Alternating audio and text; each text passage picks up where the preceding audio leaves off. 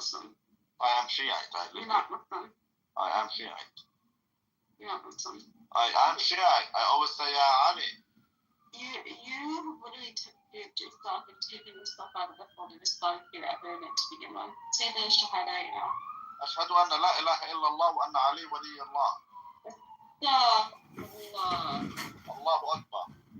You're going straight to hell. Allah mak habibi, Allah mak habibi, Noor Sinai, ana only bli bala bala ba. I know it's a night.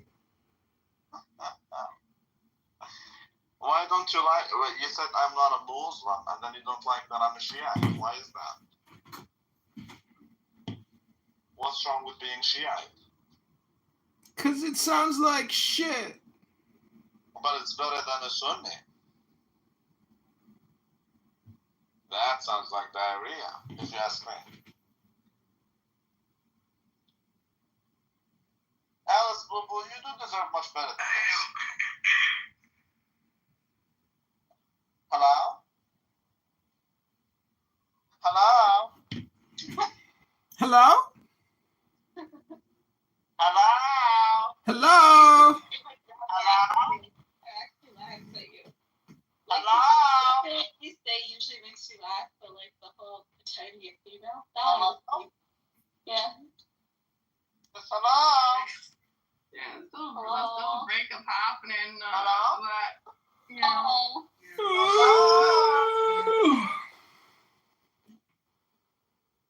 Yeah, I didn't. No, I didn't at least pick one. Alice, boo boo, when are you going to go out with me for steak? What? Like what kind of steak though? Free Palestine. Oh shit! Wait, I wanted to go. Free Palestine. I'm dead. No more Hamas, no more crime. Free Palestine. No more Hamas, no more shawarma. No more Hamas, no more time. I would like to take you out for some steak. Free Palestine. No more shawarma, no more wine. Free Palestine. No more Hamas, no more wine. Free Palestine. How was a Turkish guy What? that you were talking with? Turkish guy. Free Palestine. No more Hamas, no more wine. Mitty, are you American? Free Palestine. No more Hamas, no more wine. Free the hostages and kill all the Hamas swine. Alice, get rid of that. Free Palestine. No more Hamas, free the hostages. Free Palestine. No more hostages. Stop your whine. Free Palestine. Yeah, free Palestine, right? What up, my guy? Yo, 80s baby, what's up, dog? Yeah, but Palestine will never. Long time no see. It's only been a couple of hours. How are you, my friend? I'm good, Habibi. How are you, Dr. 80s baby? That's about you. That's the 50,000. Very, very good, my friend. What's up, Alice? What's up? How are you? Mhm. How are you, Alice? Mm-hmm. Oh, sorry. I'm reading someone's bio. How are you? What are you reading? I'm good. What's good? Reading someone's bio. It's kind of interesting. Who's? You reading my bio? Rabbi, I was wondering if we could do a Torah study sometime exclusively and I could cash app you or like become your patron or something. Can we do like an intimate Torah study? You're so good at Torah. Thank you, Dr. Rabbi, for consideration of making me a student in your Talmudic school. What? No. What? No. Oh, okay. Well, yeah. Let me join too. I would like to join also, sir. What are you going to teach us in the Hey, Torah? why don't you? I have one condition, Rabbi. If I join, 2 demands and 1 condition? Comedian cannot be a part of this. He cannot join. Can I ask you, Alice, what you asking He's for? gonna be real stressed. What am I hearing right now? The truth?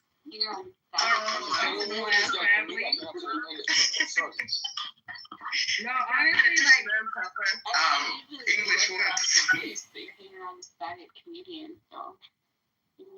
Free Palestine.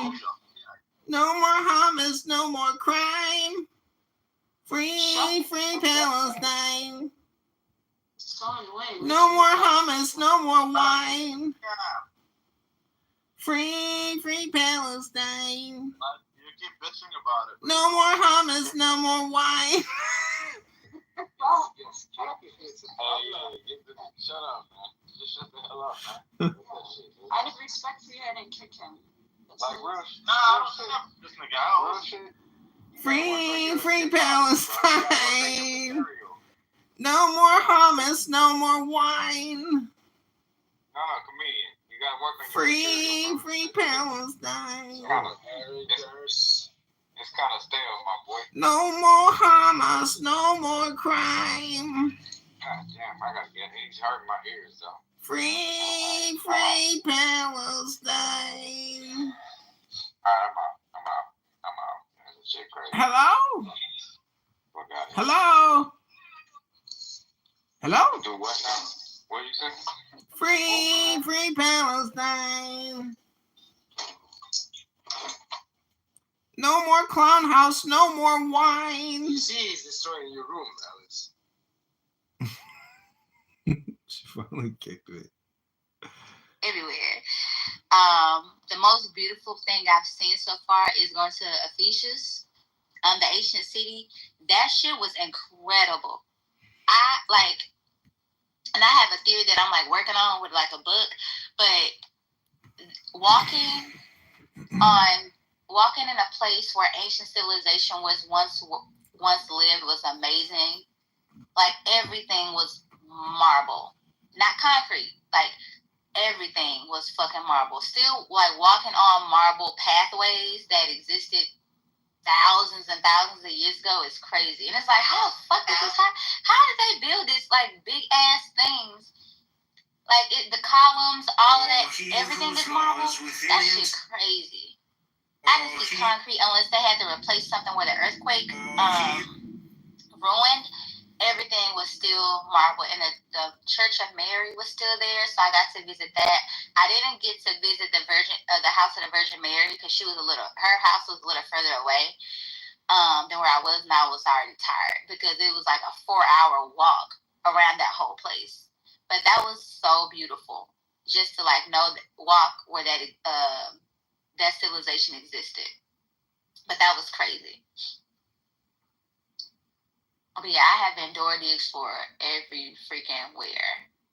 So if I come back because I'm in Izmir, I'm not in Istanbul, so I'm in Izmir. So if I ever come back here, I'll like know the lay of the land. I know how things work. I've taken the train, I've taken buses.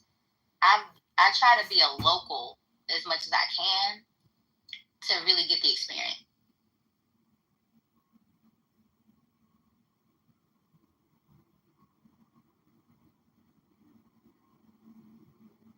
You're making me think of things that I want, places I want to go. I always want to go to Greece for sure. Well, don't slip. I was supposed to go to Greece. I'm mad. I was supposed to go to Greece. That was the whole point of coming here, freaking earth. Crazy. You can if you do share without voice. Okay. Free Palestine. No more Hamas, no more crime. Free Palestine. Free the hostages right now. Before the IDF kills all of you. Free Palestine. Free your mama from you, bitch. Free us from. Free Palestine. No more Hamas, no more wine. Free the hostages now. Free. Oh, finally kicked me. At the sign thing when you go to the house. Couldn't even come in. Chris Brown today makes women sign. Hey, you in here? Oh, you got to sign this. I heard Justin Bieber used to do that before he got married. Everybody. Hebrew store. Free Palestine. This is my lockdown. No more hummus, no more crime. Free Palestine. Free the hostages, right? In fact, we can go back and see that we passed through the Radcliffe wave about 13 million years ago. And we'll... No, I didn't kick her to talk to her, man. I kicked her because I can't hear anything you're doing. Kick her down. Free Palestine. No more hummus, no more wine. Free Palestine. Release the hostages right now, or the IDF will kick your ass. Free Palestine.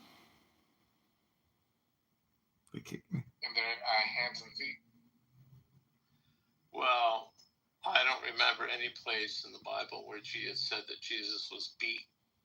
Don't be saying nothing. Y'all sound like a broken record. And y'all weak.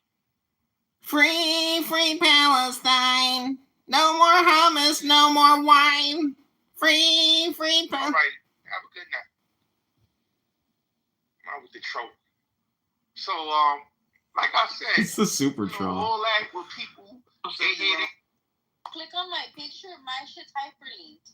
It's an easy one, you know? Follow me.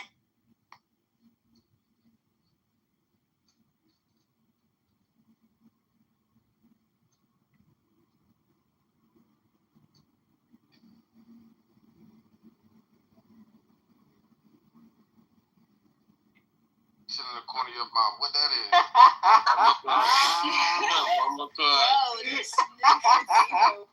It's come get your room back here. Free Palestine. No more hummus, no more wine. Free Palestine. Free Palestine. No more hummus, no more crime.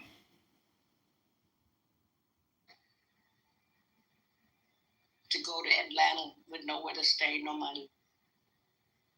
I had $146 when I got off the plane.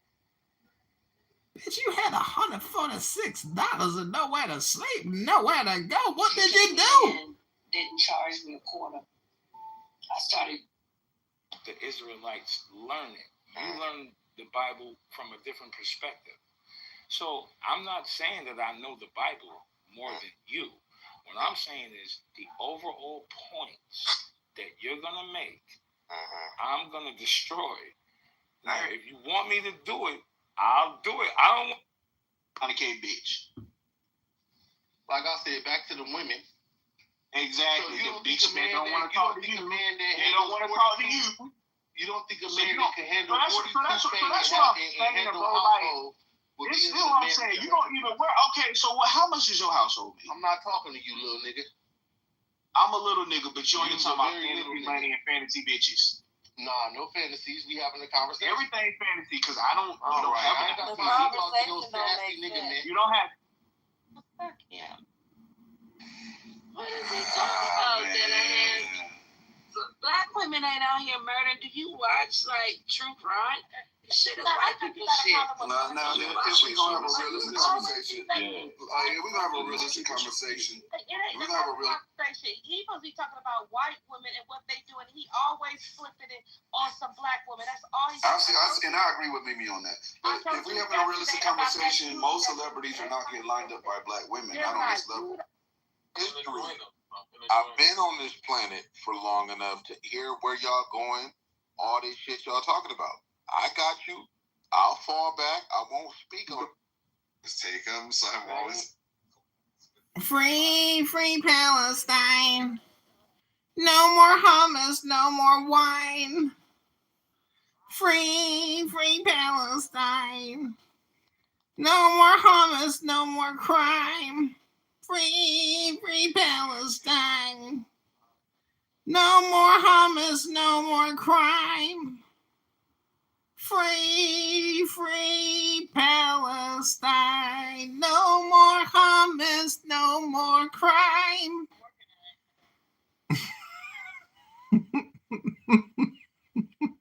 Street in Ghana. And it's Free Palestine. No more hummus, no more crime. Free Palestine. No more hummus, no more wine. Free.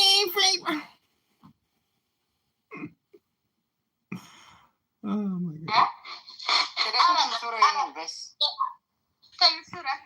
العربي النسية ده مثلا كنت ديكن نزل قالي يعني anyway this is out of the topic okay لكن I thought it was the beginning of a questionable barbecue. I mean, it's clearly the fucking Texas humor is not any better than the fucking. You know that the brisket's the cheapest worst part of the cow. Yes. That's John said it is. It's impressive because it's like it's a work of art what they managed to do with the fucking thing. It's like, you know, it's like taking fucking like weeds out of a fucking ditch on the side of the highway and making like an edible salad out of them. It's actually disgusting, but it still tastes like. It just won't make you throw up, and you can actually manage to swallow it. It's very. Yeah, those sugar aids really fuck up your taste buds. I mean, June said for sure. You give the sugar aids too. There's no way that body type. Shut up. There's no way that body type doesn't have sugar aids. It's like the worst thing you could wish on somebody. Holy shit. I didn't wish it on you. I said you already had it. There's no relation between type 1 and type 2 sugar aids, Trey. So like, that's like being like, oh my god, it's like you if you have herpes, then you both have fucking AIDS. But also don't have either. So wait, so it's just fish that has the herpes? Only fish has herpes. I am astonishingly immune to fucking herpes simplex virus. 1/8 of the population, but it's only. It's like I couldn't have been immune to fucking my own immune system. Instead, I'm fucking immune to an annoying disease that doesn't really do anything to me. Well, I apparently have diabetes, according to Trey. There's no way you don't. Oh my god, Al. Do you get tired when you walk a long time? Oh, I run 3 miles a day. You don't get tired at the end of the day?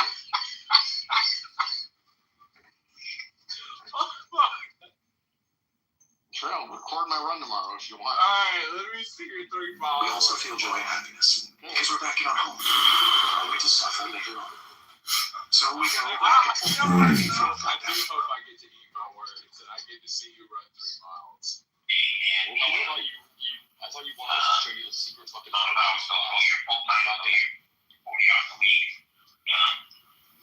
Listen.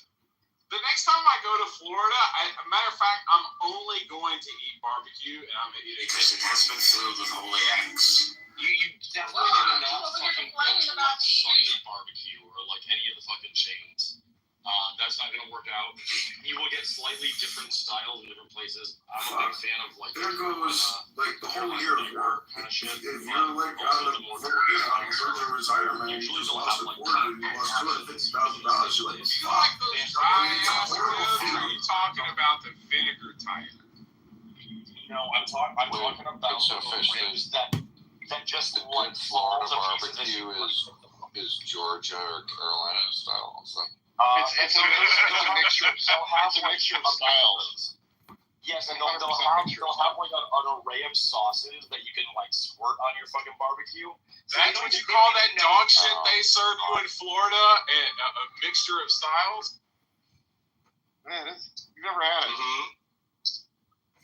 By the way, I'm literally in the water right now, doing my treading water for 15 minutes, which I do.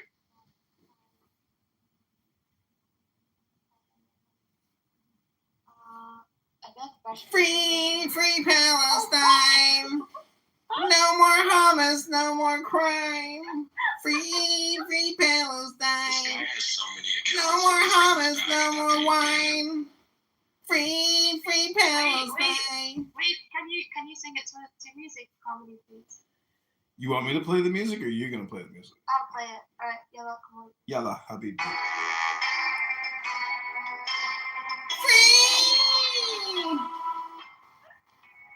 Free Palestine. No more music, it's a crime. Free Palestine. No more hummus, it's a crime. Free Palestine. No more shawarma, I'm gonna whine. Free Oh my god, did you like that job? Yeah, that was good.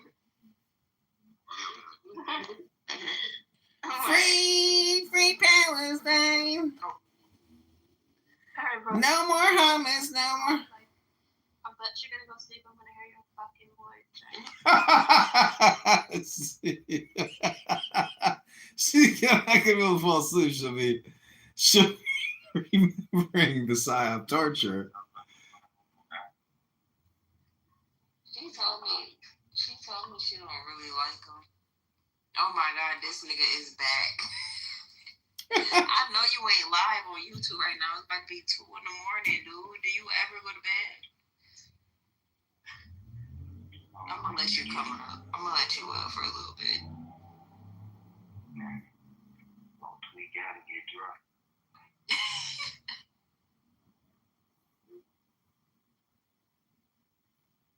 Come up, Republican.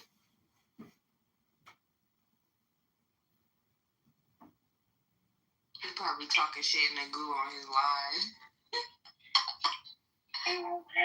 Listening to us talking shit.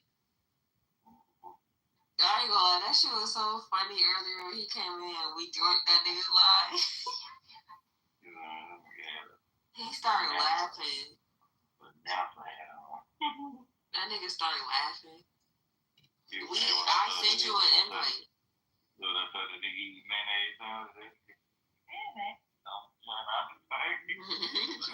She said mayonnaise. That shit was funny as fuck. I didn't expect him to be, that much older though. Like, I know he was. That nigga old man, like. He's live. He just put a link in the chat. Hey, you gonna stop putting me on your live for real? I'm not playing. I'm gonna sue you. I'm about to sue you. I'm gonna sue you. Don't bring him up here real quick. I did, but he won't come up. I sent him 2 requests. He wanna know he's mad. He want us to come watch his live.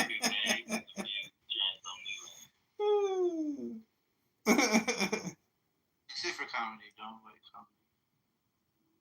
Yeah, fuck comedy, bitch. He's worse than.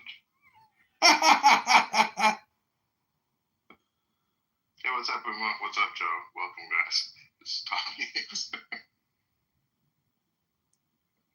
I'm pissed. We're all that looks like break it down. Let's also count. Sorry, I can't even freaking count somebody who broke noodles. Respect everyone. I love everyone. What are you talking about? I'm talking about in just now. Documentary on the history of Puerto Rican exploit. It's in the 4th. Free Palestine. No more hummus, no more wine. Free Palestine. No more hummus, no more crime. But see, even with the time room, you gotta be rising to the Gauls in Italy as oppression. Free Palestine. No more hummus, no more crime. Free Palestine. Carry on, G.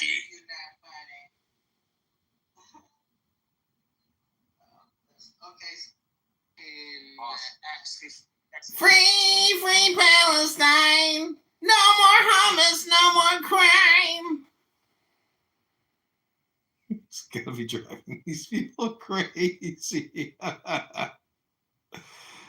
Oh, so funny. Oh.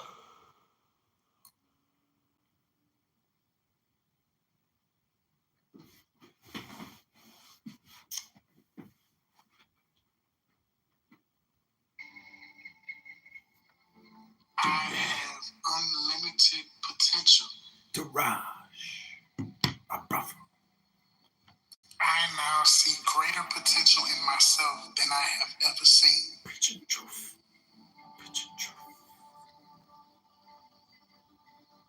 My skills and talents improve each and every day. I like this talk. Every action I take brings me closer to my dream. He whose law is within himself walks in hiddenness. His acts are not influenced by approval or disapproval. He whose law is outside directs his. We're just gonna take this time to do a quick reset. Take a deep breath. Settle into a comfortable position and allow yourself to relax completely. Let go of any tension. And as you listen to these positive messages, allow them to gently speak to your subconscious mind. Trust that these words are planting seeds of peace and renewal. So when you wake up, you feel refreshed, inspired, and ready to embrace the new day with clarity and calm. If you're ready to dive deep into your transformation, visit the link pinned at the top of the page and check out the book Your Transformation section on my website so you can schedule a one-on-one session with me so we can create a personalized plan that aligns with your goals and your deepest desires. Let this process be a part of your ongoing transformation. Let's get it. You deserve to feel good now. You've been working hard. In ancient times, Joy, the amazing child to death in Job, he was able to release a cow. Everything that you dream of, everything that you desire is coming true for you. But first, you gotta believe. You gotta know that everything that's in your heart is meant for you. And it's always been meant for you. Brother. You've been removing yourself from toxic people. Toxicity. Goodbye. You've been removing yourself from toxic situations. Toxicity. Take care. And you're growing. You're shining. And that looks good on you. Oh, I'm glowing. Your heart is open. My heart is open. You are filled with love. I'm filled with love. You are filled with a sense of peace, a sense of calm. Start to mention love. And you know that one day, a Muslim, everything will fall right into place for you. The love that you've been giving out lately, it will not return unto you void. It's going to come back to you. Because you have been given, you're going to start receiving. oh yeah, And it's going to come back to you tenfold. tenfold, cloud seed, You are so amazing. unbelievable. And can't nobody do it quite like you. Oh my God, You are irreplaceable. you're irreplaceable. You bring something to the table that can't nobody else bring. Oh my God, he's speaking the truth. You are so dope. I'm so dope. I'm so dope. You are amazing. You are amazing. And I'm thankful and I'm grateful for you. Thank you. Thank you. Hello? I love your smile. I love you too, brother. I love the way you laugh. I love the way you laugh too, brother. I love everything that makes you, you. I love that about you. Not only do I see it, but everybody else sees it. No! You are worthy. You are deserving. I'm deserving. Your light shines through all of the darkness. My light shines through all the darkness. You bring light to everyone around you. Thank you, brother. They need you. You were sent here to help heal the world. And you're doing an amazing job at it. You seem to always fall into the right place at the right time. Hello? You're always meeting with the right people that's going to take you to the next level in your life. Oh, yeah. You're hot. You're not afraid. You trust. You know that you will always be led right where you need to be. We trust him. You've been striving for more. And more is what you're going to get. Why? Because you're worthy of it. I see you talking to a black, listening to a black man. You've been exercising. You've been treating your body right. Yeah. And sometimes you fall off, but you always get right back on it. And you're determined. You're determined to get it done, and you will. You are so full of light. I can see the light in you. It's my entourage, giving us that positive, high frequency vibration. Behind all the hurt. Neurolinguistic program. Behind all the pain. Behind all the suffering. It's this beautiful light. Bright light. And you've always had it. And you've been unraveling, releasing, and growing stronger. So you can let that light shine. When you were junior head, he looked like he was It's going to shine for everybody to see. like you did the other night in Benji's room. Which song was your affirmations for a second, okay? Which song was it? I don't remember the song that I sang in Benji's room. What was it?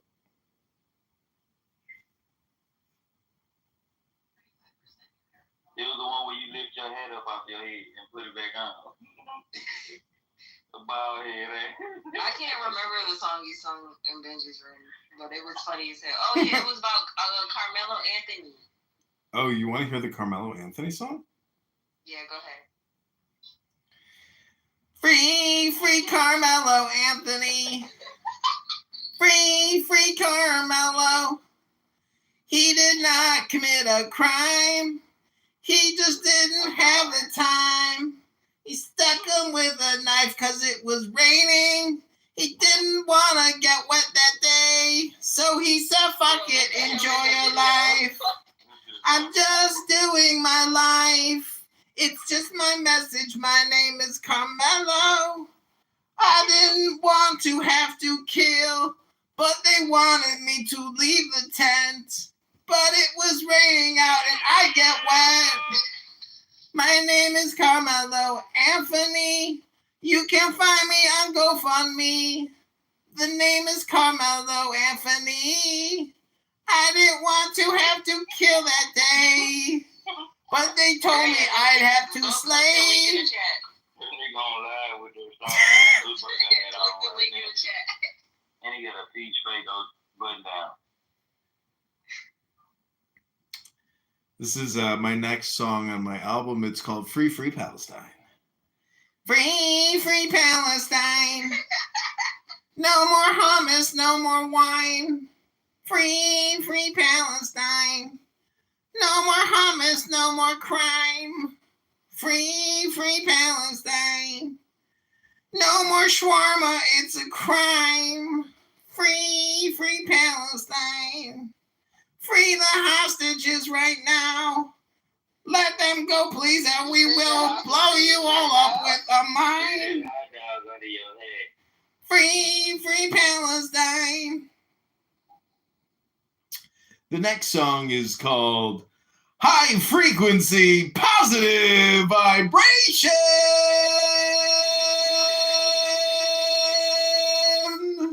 I'm gonna look at her when I stop driving. Cheese tired as hell when he said that. You can't think when you said that. You tried the same color as your shirt on your back. You think your shirt on your back. Dre, you said you clicked it? No, I said I'm gonna watch. I'm gonna wait till I get home. I'm driving right now. I'm gonna look at it when I get to the house though. Okay, it might be gone because it's live. He on live. That shit is hilarious. Which link is it? You want us to join your live, man? He put up another link. He put up another link. The one that you did or the two at the bottom? No, the one comedian did.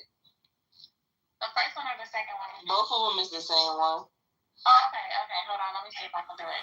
He think he got fans now. Look at him.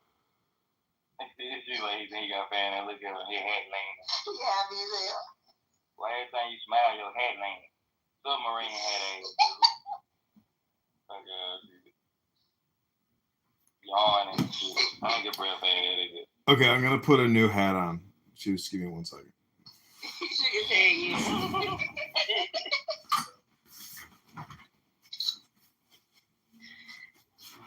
Do we see you take? Oh, look it up. I don't see nothing. It's a black screen. Try the other link. Let's see your outfit. This nigga, he putting on the fry. I knew you was one of those, bro. Stand up, bro. I knew you was one of those. Free, free Palestine. Bro, I can't. No more homicides or crime. Free, free, free Palestine.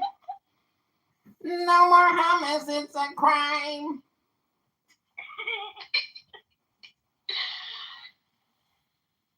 Oh shit. He wiggling the mask and shit. She like he wiggling his mask. His bro gonna fall off where you gotta calm down. Told you. I told you. See, I'm smart. Bro. Yeah, he took it all because he couldn't breathe.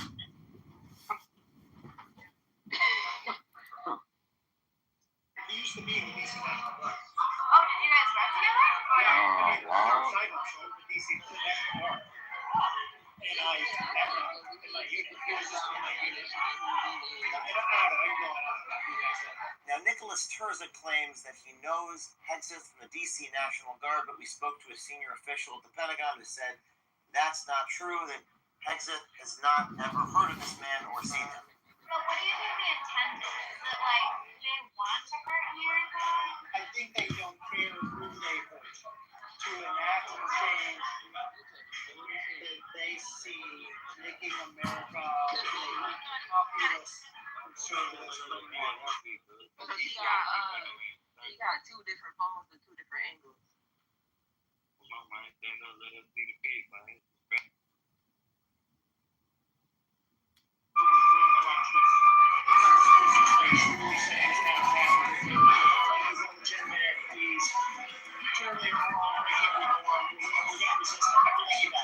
James O'Keefe here in Arlington, Virginia, in front of the Pentagon.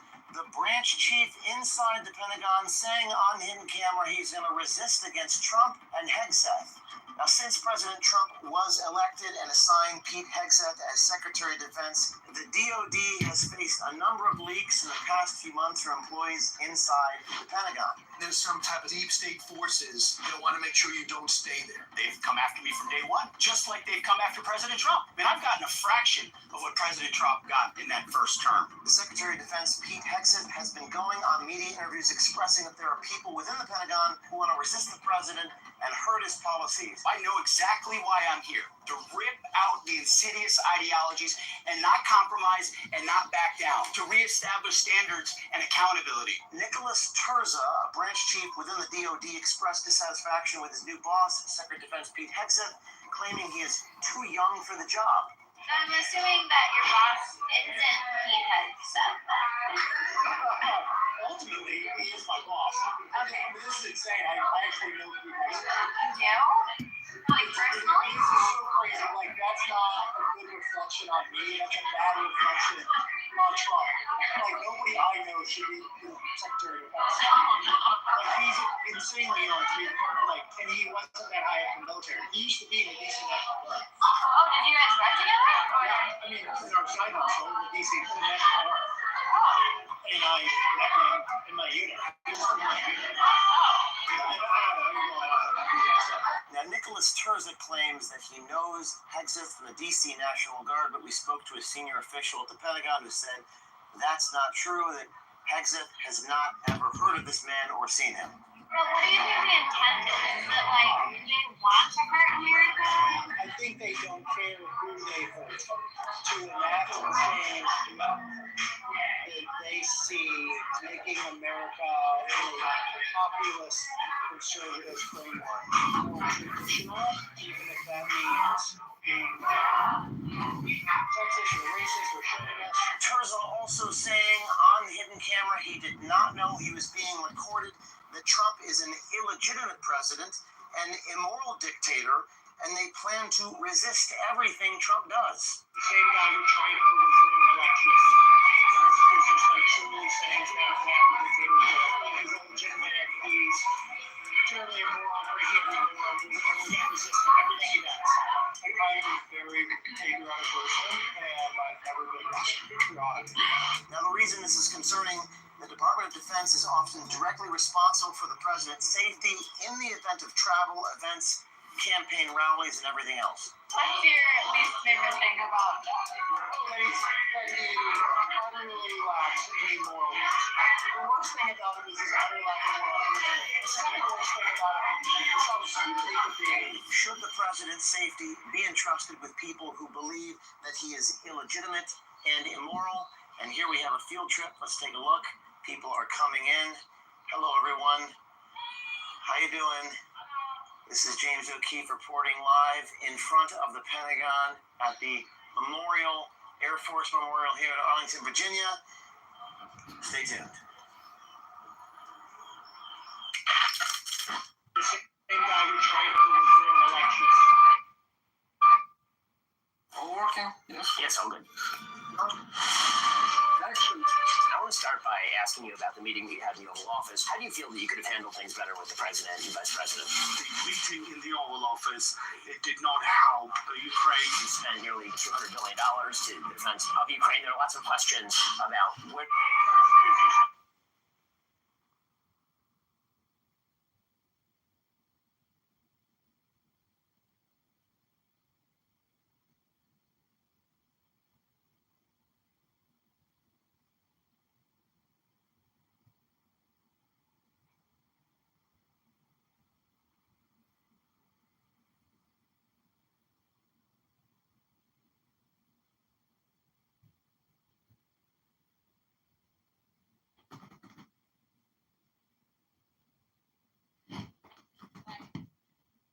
Oh, he's back.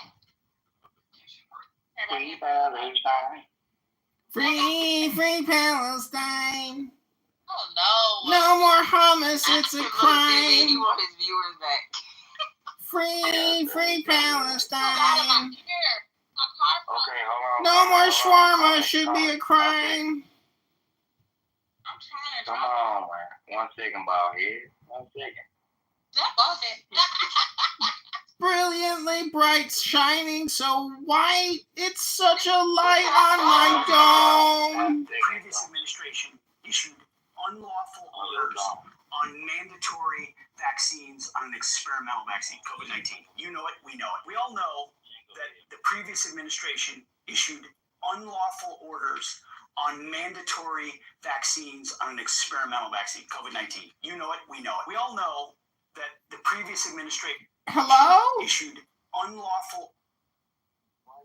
Why you got other houses playing in the background? No, that's Pete Hegseth saying that they're going to investigate the vaccines. Do you want me to keep singing you the Free Palestine song, or are you looking for something spicier like Free Carmelo? You want some, you want the come of some young guy? Who shot you?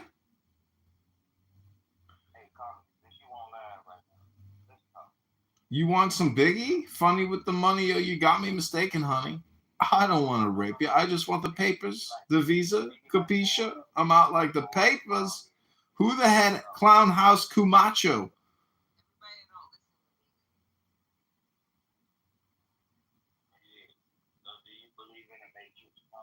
The Matrix, yeah, every day I go to the gym and I work out on a treadmill called Matrix.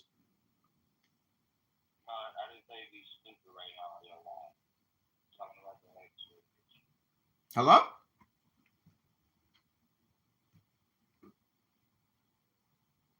Hello.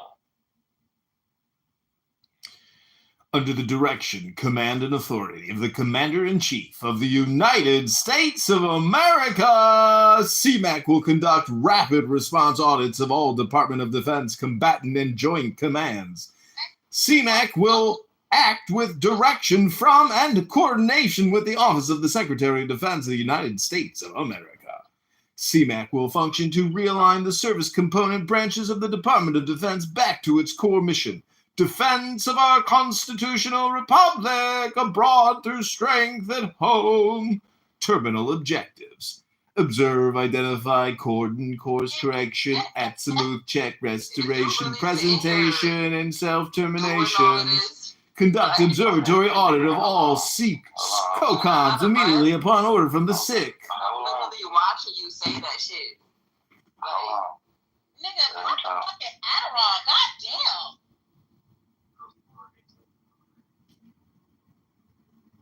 He cheesing like motherfucking. He don't even know that we ain't listening to this shit on Torah. Hello? Hello?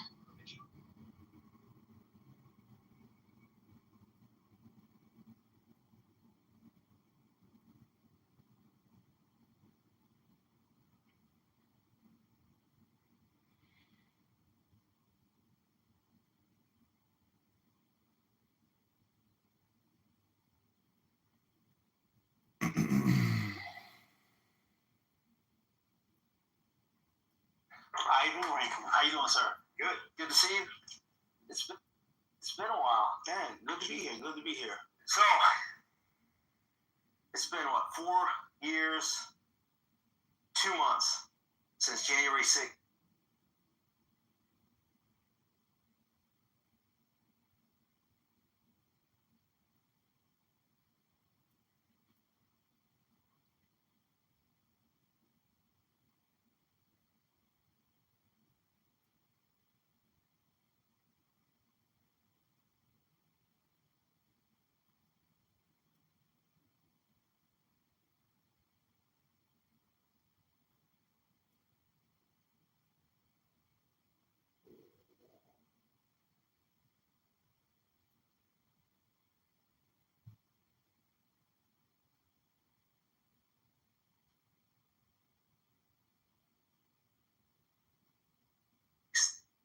COVID-19. You know it. We know it. We all.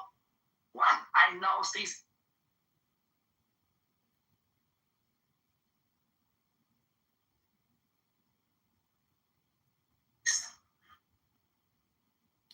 You probably missed a couple of days in there too, but yeah, it's been about that. So what brings us together? What do you think brings us together? Well, we probably wouldn't have met had January 6th not occurred, but obviously January 6th is here. It happened, and it brought us together here. Both of us are trying to get answers and find out the truth about what occurred that day, and probably some other things too. We want answers for. All right. So what I'd like to do is over the next hour, we're gonna have a conversation where I want to kind of lay out to you and anybody listening in of what my role was from what I was involved in exposing what I thought and what now more evidence is proving to be that there were constitutional violations to the electoral process, which ultimately culminated in January 6th, the way it played out, as well as, as part of that, I started doing an investigation into the leadership of those within the Capitol.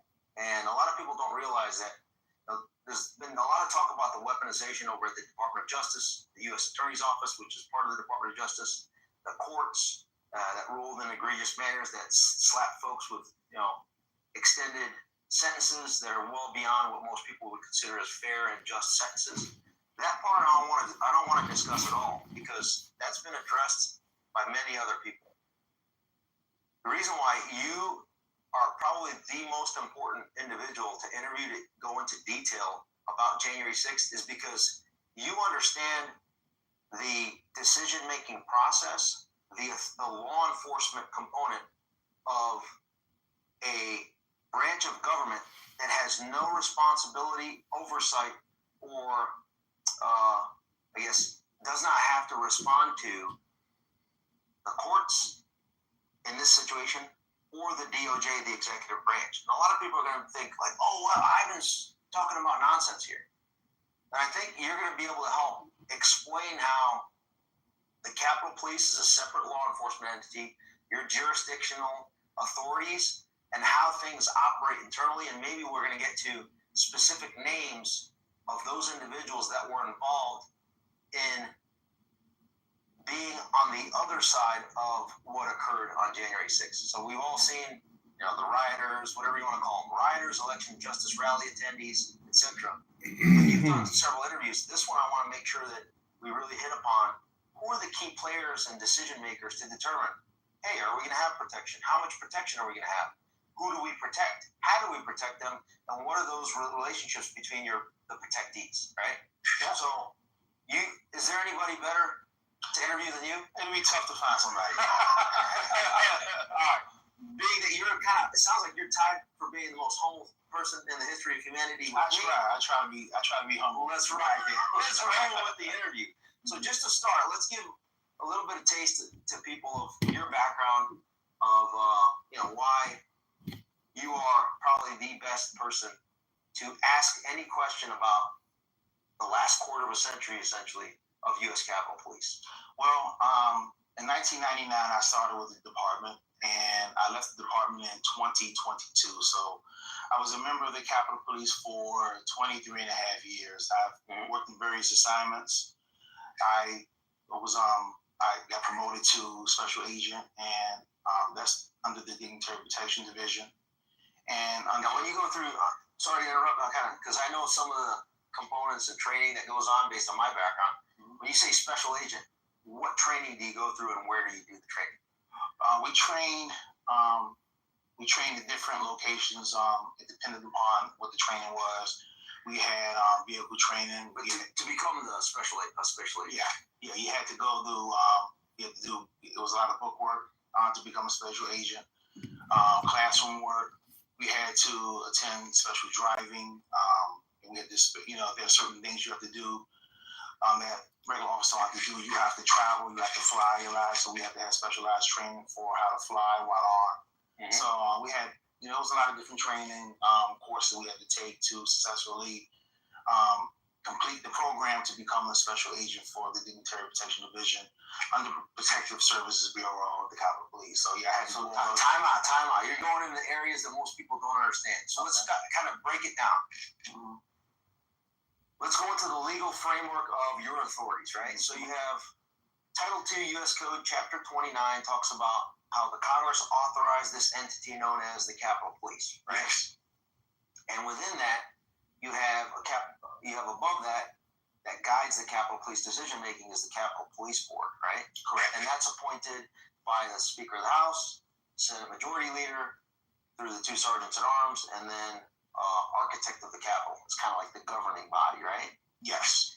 Underneath that, you have a Capitol Police Chief, and then from there, talk us through who is subordinate to the Capitol Police Chief, and how does that break down to operationally, intel-wise, and then protective services you can kind of talk through that. I can.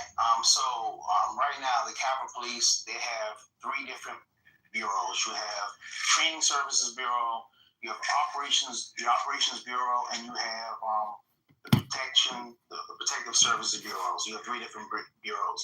And you have an assistant chief under each one. Over top of each one, the chief of police is in charge of the assistant chiefs for all 3 of those bureaus. So that's how it works. Protective Service Bureau is the people who are like criminal investigations, dignitary protection. Training is pretty self-explanatory. In charge of training. When you say dignitary protection, what does that mean? That is, you have members of Congress that are in the positions of leadership, and you have special agents that protect those members of leadership. It should be, I believe, it's 9 specific members of leadership that they protect. And wherever they go, the agents go. So wherever their home states are, the agents travel to their home states. If they're going to a different state for an event, if let's say for argument's sake you have Mike Johnson, and he's going to Texas for an event, you're going to have an agent or maybe 2 agents go out there and do the advance, and they're going to make sure that they have a plan as far as running the routes. They're going to know where he's going to be at in case of an emergency, where the closest hospital to the event where he's going to take him to. So they're going to set all that stuff up, get his hotel reservations, and make sure all that stuff is set up. So when he hits the ground off the airplane, they'll take him right to wherever he wants to go, whether he wants to go to the event, whether he wants to go to his room. And they're going to make sure that the plan is written. For the most part, they have, it's a lot to do advance work, so I can't go through all. Right. So, yeah. But just to let you know that they provide protection for him wherever he goes, anywhere in the country, anywhere out of the country. Capitol Police is going to have special agents there to protect him wherever he goes. So the other bureaus are training to make sure that people are capable, the officers are capable to run protection of the buildings, right? Correct. Well, separate from that, you have the dignitary. Well, they also make sure that they're also training. Also make sure that they're wherever they go. Whether if they go to patrol division, they make sure that they're equipped and ready to be patrol division officers. If they're going to, because those same officers sometimes they finish training and they go right to PSB, Protective Services Bureau. So they make sure that the officer training is responsible for that officer, the new recruits, to become solo beat officers, so they can be police officers and know their duties and their responsibilities. When you say patrol, though, is that the vehicle checkpoints that are around throughout the Capitol outside, or does that include also? Those are the divisions. Patrol are the guys that are in the cars driving around. The ones that the checkpoints there, they belong to the divisions. Like the House Division has officers, and it's called tips. So they're out there and they're making sure that trucks and buses don't come through. So even though they're in cars, they're not patrol division. Those are officers assigned to the divisions. And they have a specific job of not allowing certain vehicles to come through there. Okay. So you said divisions. That falls under which bureau? The divisions fall underneath the Operations Services Bureau. So Operations Services Bureau has certain divisions, and then you have, correct me if I'm wrong, you have the House Division? Yes. Which covers, what, the 5 House buildings? Yes, House, Cannon, the Rayburn, the Longworth building. They take care of the O'Neill building as well. They also take care of the Ford building too. So that's what the House Division does. The Senate Division, they have the Russell building, they have the Dirksen building, they have the Hart building, they have the Senate daycare. That's their responsibility. They take care of that. It could have, there's a daycare, but they could have went to Patrol Division. Things changed, so I'm not 100% sure about that, and it's not right on the hill. You have the Patrol Division. You have the Library Congress Division, and they take care of the library buildings, and then you have the Patrol Division, and those are the ones that are driving around in cars. Now, who covers down on the Supreme Court? You have the Supreme Court is we don't actually do the Supreme Court. We're the library. The Supreme Court, they have their own police department. Yeah, so I know they have the marshals. Supreme Court marshals inside the building, and then you have Supreme Court security. I think, as far as I understand, is that under Title II U.S. Code Section 1979B, 67B, it lists that the grounds upon which the Supreme Court resides is part of U.S. Capitol Police's jurisdictional zone, but you guys don't touch that, right? Even though that may be in statute, you guys stay. For the most part, the Supreme Court, unless their chief calls our chief, the Supreme Court typically does their own thing. We have assisted the Supreme Court in certain events. I've been on the scene where there were demonstrations, and we've, assisted the Supreme Court. But for the most part, their side of the street, they take care of it. Outside of the street, we take care of it. Okay. Now you mentioned side of the street. Who has responsibility for the street itself? It would be in that vicinity. Patrol division, Capitol Police does. So does DC Metro have any play in that? No, if Metropolitan is over there and if they witness something, the Metropolitan is going to they can make a stop over there. So it's concurrent jurisdiction. Correct. Yeah. So Metropolitan is Metropolitan. So it's different when it comes to inside the buildings. Metropolitan, they don't come in our buildings and make arrests inside of the buildings, but outside, Metropolitan, they can make traffic. Inside the building, you have unilateral authority. Inside no other law enforcement entity, executive branch, judiciary, they can't come in unless they get permission from that's the one chief. Who gives the authorization? Yeah, that's 1%. Yeah, they don't have any law enforcement jurisdiction. They don't. The Metropolitan Police, they don't do any police work inside of our buildings. We take it. We take that.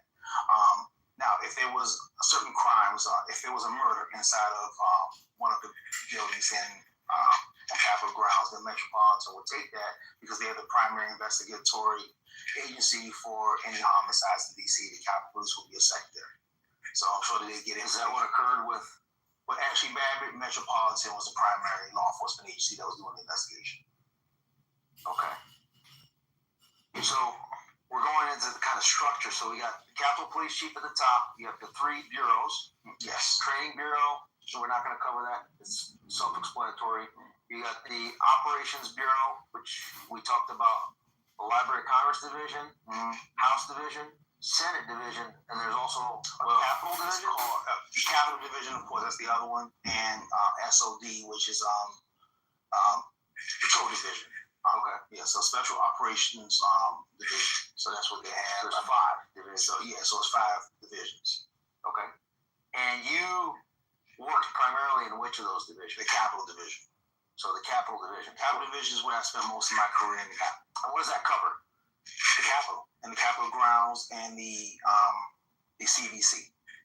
Okay, so for people that the Capitol the Capitol Visitor Center. The Capitol meaning the actual chamber, the Senate and the House, correct, and the rotunda, the Capitol Visitor Center underneath, and that is essentially, and that does not include what we just talked about, the Senate buildings, the House office buildings, nope, or the Library of Congress. That's separate, just that one building. Correct. Okay. And the grounds outside. And the grounds outside of it. Yes. Everything on the Capitol Square is Capitol Division. And to include the CVC. Okay, the Capitol Visitor Center. Got it. Now going back to Protective Services Bureau. Yes. That's the 3rd Bureau, right? It's a separate bureau? Yes. At the same level as the other ones, right? Correct. That's the level of importance it has. Mm-hmm. And you said it's headed up by an assistant Capitol Police Chief? Correct. And you said 9 individuals, you think, 8 or 9 or so? I think it's 9. Are protected. So essentially for a layperson, what you describe them as being is the congressional leadership's own Secret Service detail. You said it perfectly. Right? Yes. So let's step through. Speaker of the House, you mentioned, is one position that receives that protection. Can you talk us through which President Pro Tem in the Senate, Senate Majority Leader, Senate Minority Leader, that's 3. What about when the Vice President comes in and becomes the President of the Senate? do they fall under dignitary protection No. as well? No.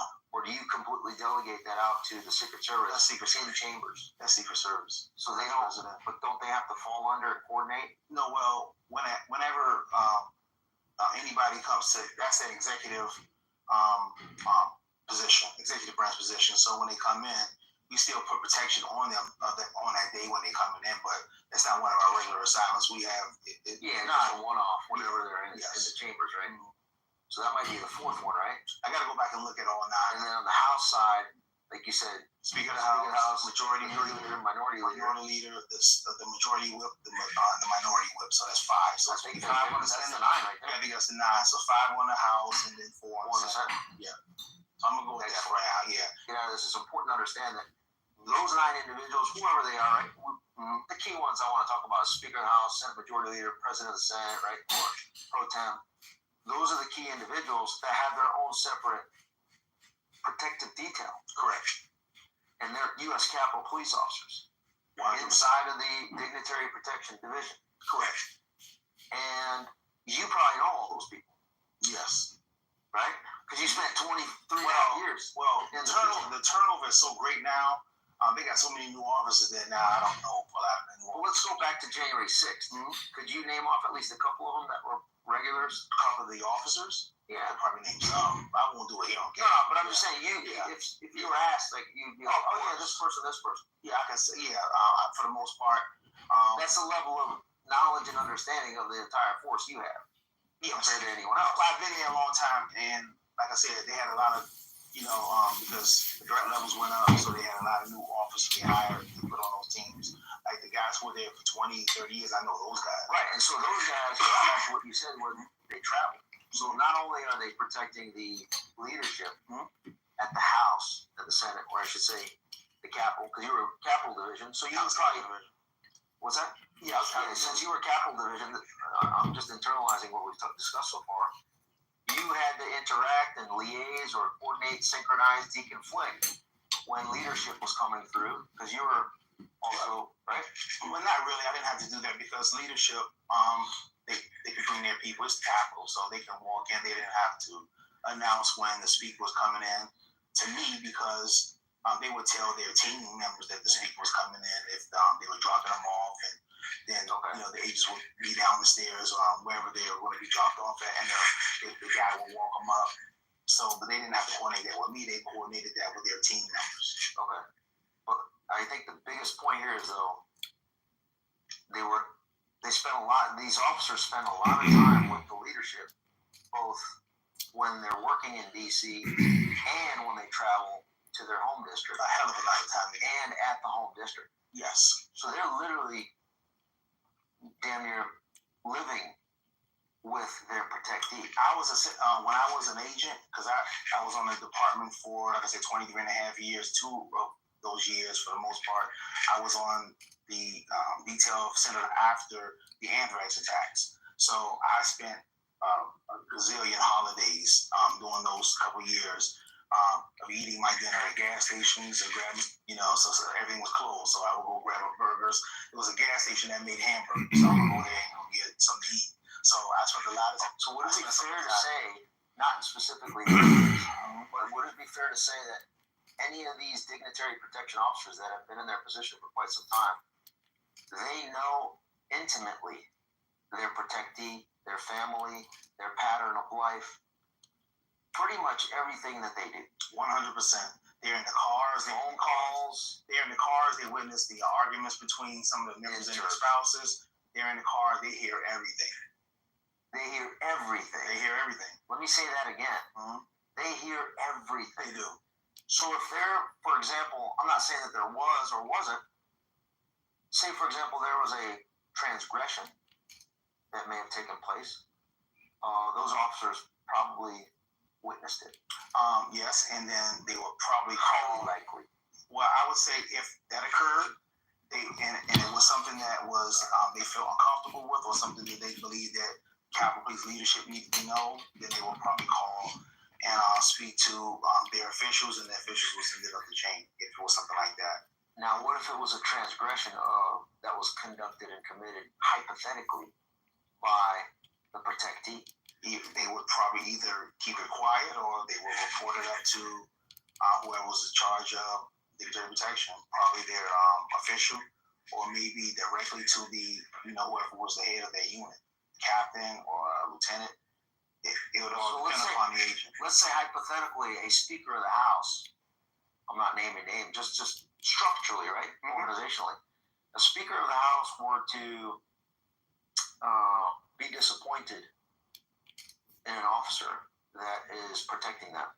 What could that Speaker of the House or Senate Majority Leader? That Speaker would make a call to the police chief, and then probably the next day that officer will be back at the Capitol screening bags. He'd be out, or he'd be moved to another team. He'd be placed on routine where if a visitor came, if like the Capitol. So I don't know if you know this, but like whenever we have the physician's office there. So when the Supreme Court attending physician, yes. So when the Supreme Court members need to go, they need to go to a doctor or whatever, they would come to the Capitol. So I assisted, like when I was an agent, I was on routine for that day. I had to go get Clarence Thomas, and I had to take him to the attending physician's office. So they could have that routine officer just running Supreme Court members, Supreme Court justices to the physician's office. So if you had someone that was visiting somebody like from another state or head of state that was visiting the Speaker of the House, you would have, he's going to have armed protection with him that whoever came to go visit the member, if he's a president of Ethiopia, and he came to visit the Capitol, he may have armed guards with him. Right. So you would have a Capitol Police dignitary protection agent be with them and do the escorts. Also, the dignitary protection is not only so regularly it's with the 9. But then in addition to that, an additional duty would be if there's a head of state or, I guess, Speaker of the House equivalent from another country coming in. Correct. That would also fall under the jurisdiction of the Dignitary Protection Bureau. Yes. Okay. Yeah, that makes sense. Yeah. So then going back to what I was talking about, if an officer has observed some transgression of his protectee that was maybe so egregious, does that also give that officer some leverage in keeping their job? Of course. In the event that that officer has made a mistake or is committed a transgression themselves. 100%. So let me go into a little bit more detail on that. So let's just say, can I use you as an example? Use me. Let's just say Tarek Johnson is observing a Speaker of the House doing a naughty thing. But Tarek Johnson also did a naughty thing. Let's just call both naughty things totally illegal, that everyone would deem to be illegal. Does anything happen to either of you in that situation? How would it? I'm not going to tell them myself. The member of Congress is not going to tell them themselves. I'm not going to tell them the member of Congress because that member of Congress knows what I did, or vice versa. The member of Congress is not going to tell me. If the member of Congress didn't witness my situation, but I witnessed, his or hers, and I say, hey, I messed up bad. I got a DUI last night. I need some help. Could that person go to the member of Congress and ask them for help? Of course. Okay, so then, well, wait. A lot of people are going to watch this are going to ask the question, to include me. Wait, you're telling me that the DC Metro can't do anything about that? Well, it depends. If these transgressions, illegalities occurred inside of the Capitol. I mean, you say well, first of all, how would they know about it? Because you don't have any DC Metro police officers patrolling the Capitol. So how would they know? They're not there. What about the FBI? How come they can't investigate this? FBI's not walking around out buildings with guns. Well, what about DHS? Them neither. Capitol Police is the primary law enforcement agency for Capitol. Period. So that makes my point. I mean, I'm going. I know exactly what you're doing. So if you have, you name it, and I'm gonna go into areas that maybe is a little uncomfortable. Let's just say you mentioned it first. So if there's a Capitol Police officer that commits an act that results in a death, and that Capitol Police officer has a little bit of knowledge of transgressions of those that would investigate that officer, internal affairs or something like that, right? You guys have what? Well, if it's a death in Washington, D.C., the metropolitan wouldn't be Capitol Police at all. Capitol Police may have a secondary role, but they wouldn't have a primary role. What if the Speaker of the House and the Senate Majority Leader No, they can't do didn't that. want? They can't do that. Yeah, if there was a murder or homicide on Capitol grounds, Metropolitan is theirs.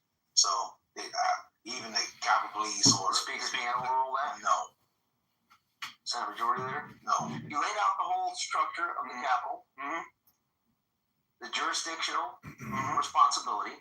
You talked about the House building, the Senate buildings, the Capitol, the Library of Congress, etc., the daycare center even. A couple of things that I don't think anybody's ever discussed is, under what jurisdiction does the headquarters office of U.S. Capitol Police fall under?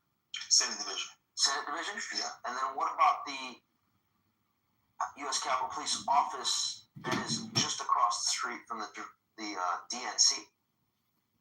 You talking about the Fairchild building? Yes. We don't. That's not included. We don't. We have offices in that building, but they have a security contract. That building, the Fairchild building, has a security contract with another agency. That's where the training division is, right? No. The Fairchild building is we have our HR there. We have so the support, kind of the support staff. The support staff there. Facilities is there. We have our badging offices there. Okay. But no, we don't police that building at all. Okay. Now, Patrol Division headquarters is there, but like I said, we don't police that. They have a guard at the gate, right at the door when you walk in. And he'll take the name of visitors as they walk in. They know Capitol Police will have their badges. Right.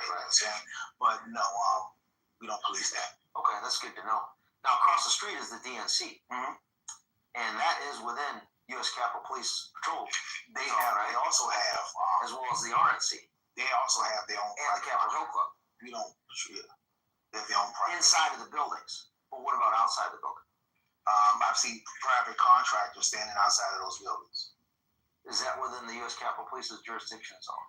It is within the jurisdiction. EJZ, extended jurisdiction. Yes, 100%. Yes, but the primary, like I said, like that building, that's not ours. That's theirs. That's private contractors have that building. Okay. So what I'm getting at, I did a video a couple weeks ago when I was out in the Capitol area, and the way I understand is that at the Capitol Hill Club and the RNC, which are adjacent buildings next to each other, just south of the Library of Congress, a little catty corner from Cannon Building.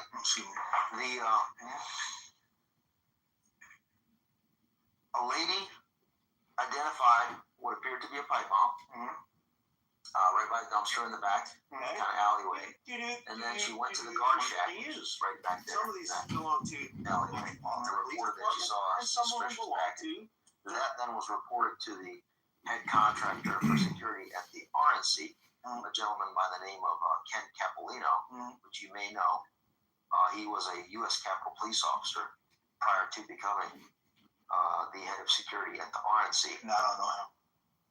And he then called it in to, I believe, and there's an article about it out there, U.S. Capitol Police, because he said that he could have called either MPD or U.S. Capitol because it was a concurrent jurisdiction issue. But the reason why he called U.S. Capitol is because he knew who to call and he had been at U.S. Capitol before, so that was immediately called in. If something like that occurs, what's the jurisdictional investigative path? So if U.S. Capitol Police officers are deployed to take a look at that, I'm talking solely on the RNC Capitol Hill Club component, because DNC is different since allegedly Kamala Harris was there, and that starts to bring in Secret Service assets as well because she was the vice president-elect. But if we just focus on the RNC component of it, can you step as much as you can in as much detail how that investigation would take place on a suspicious package? Yeah, so whoever made the call, and they called Capitol Police is going to respond to that, and I'm pretty sure that they got there quickly. So when they responded there, if it's determined that, like, I don't know exactly where it was found, but if Metropolitan gets there and they arrive and they'll discuss who's the primary, and then if Metropolitan is needing a primary because it's their area, so then they'll take it. They'll take the primary. Capitol Police is probably still hanging around just because of where it's located at, but they'll make the decision who's a primary, and then they'll start working it. They can work it together. I wasn't on that unit, so I don't know exactly. So asset-wise, do you feel that the MPD is more equipped to investigate something like that, or U.S. Capitol? I haven't worked. I wasn't a bomb guy. Okay, so I don't know. I know our bomb. Well, I'm a police officer, so I'm always going to think that. Yeah, they had a from what I could see, because like I said, well, I'm not even want to guess. I can't say, because I don't want to say that the Capitol Police's bomb team, we have more resources, because I don't know. Would you say, but U.S. Capitol has that capability? 100%. MPD's got that capability. To my knowledge, yeah. So yeah, because they had their own bomb team. Yeah. But then it begs the next question of, at what point did they start to engage the FBI and the ATF could potentially start to come in to that? Do you know anything about it? I might be asking stuff that you may not. I never really followed the because I give my honest opinion. I don't think they ever want to find that pipe bomb guy. Why do you think that? Because if you find that pipe gun, do you know what that would lead to if you find that guy? Please. So let's say for argument's sake, you find out that it was John Smith who had the pipe there. He lives in Roanoke, Virginia. Address is XXXX 55 Avenue. So they find that guy. Hey, I'm the fire. It was me. First of all, you know how many years in jail that guy's going to get? So that's number one. Number two, he's going to have information. He's going to be able to tell you who had him do that or deliver that pipe bomb there. It's going to lead to some awful revelations. So no, that pipe guy, if he's still alive, you don't think even with FBI Director Kash Patel and incoming now deputy I think they got will never be found. So I'm giving my opinion, so now they're gonna find the guy tomorrow, right? But because I said that. But a lot of people want to find that. A lot of people on X say that I was a pipe bomb. This is the first time I'm hearing that. Really? Somebody really said you were a some idiot account. Yeah, because that pipe bomb was tall. He was tall, wasn't he? No, he's actually when they put funny you say that. So they put it out. The FBI, when they came out with their investigation, the second one in December, 5'7". So I'm 5'7". Interesting. No, I mean, at the end of the day, I would like to know who the pipe bomber was for personal reasons, because once they identify who it is, then I'm fully exonerated with anybody that thinks that I don't think it was pipe bomber. I don't think they ever want to. I don't think they ever. And I'm going on record. I give my opinion. I keep giving my. I never want to be right. I don't think I was at anybody. We're never going to find out who the pipe bomber is. For full disclosure, I was at Freedom Plaza in the VIP tent at the same time that they have the video of him walking around. Yeah, so I'm sure. Well, I don't know. Maybe a girl, right? Maybe. I think if you were the pipe bomber, they would have found out already. That would have been pretty. Probably people out there split. There's people out there who want you to be the pipe bomber, so we got that. So they can roll me up. We got this bastard. Luckily, I wasn't. Yeah, they wanted me everywhere. They wanted me in the Capitol. They wanted me everywhere. They didn't try to get me on anything. Luckily, I had to urinate that day. I didn't get anywhere near anything nefarious. They're never going to find that guy. He leads to too many revelations that people probably don't want. So I take that as a challenge, personally. If you make sure that you are wrong. If you find him, I owe you dinner. Okay. And I'll buy. No. You celebrate. Well, I swear to you could buy it because you're going to probably be rich if you find the pipe bomb. Is there a reward out for the pipe bomb? I think it's $500,000. No, $5 million. Yeah, you buy me $5 million? You find the pipe bomb, I'm taking the dinner. We get more than $5 million. I'll like something for that guy. Yeah. I should do that. I didn't know it's $5 million, really? Yeah. Yeah, I guess I should be motivated by money more. might start looking into them. No, I've been kind of looking, snooping around. More than most. All right, so back to the situation at hand here. So you don't know much about who responded to within the force? Because, I mean, you guys talked a little bit, right, internally? No. I know some people who responded. I'm not going to put their names out. And I talked to some of the people or some people that were connected to those people. So I know some people were responded. I think they were more concerned about,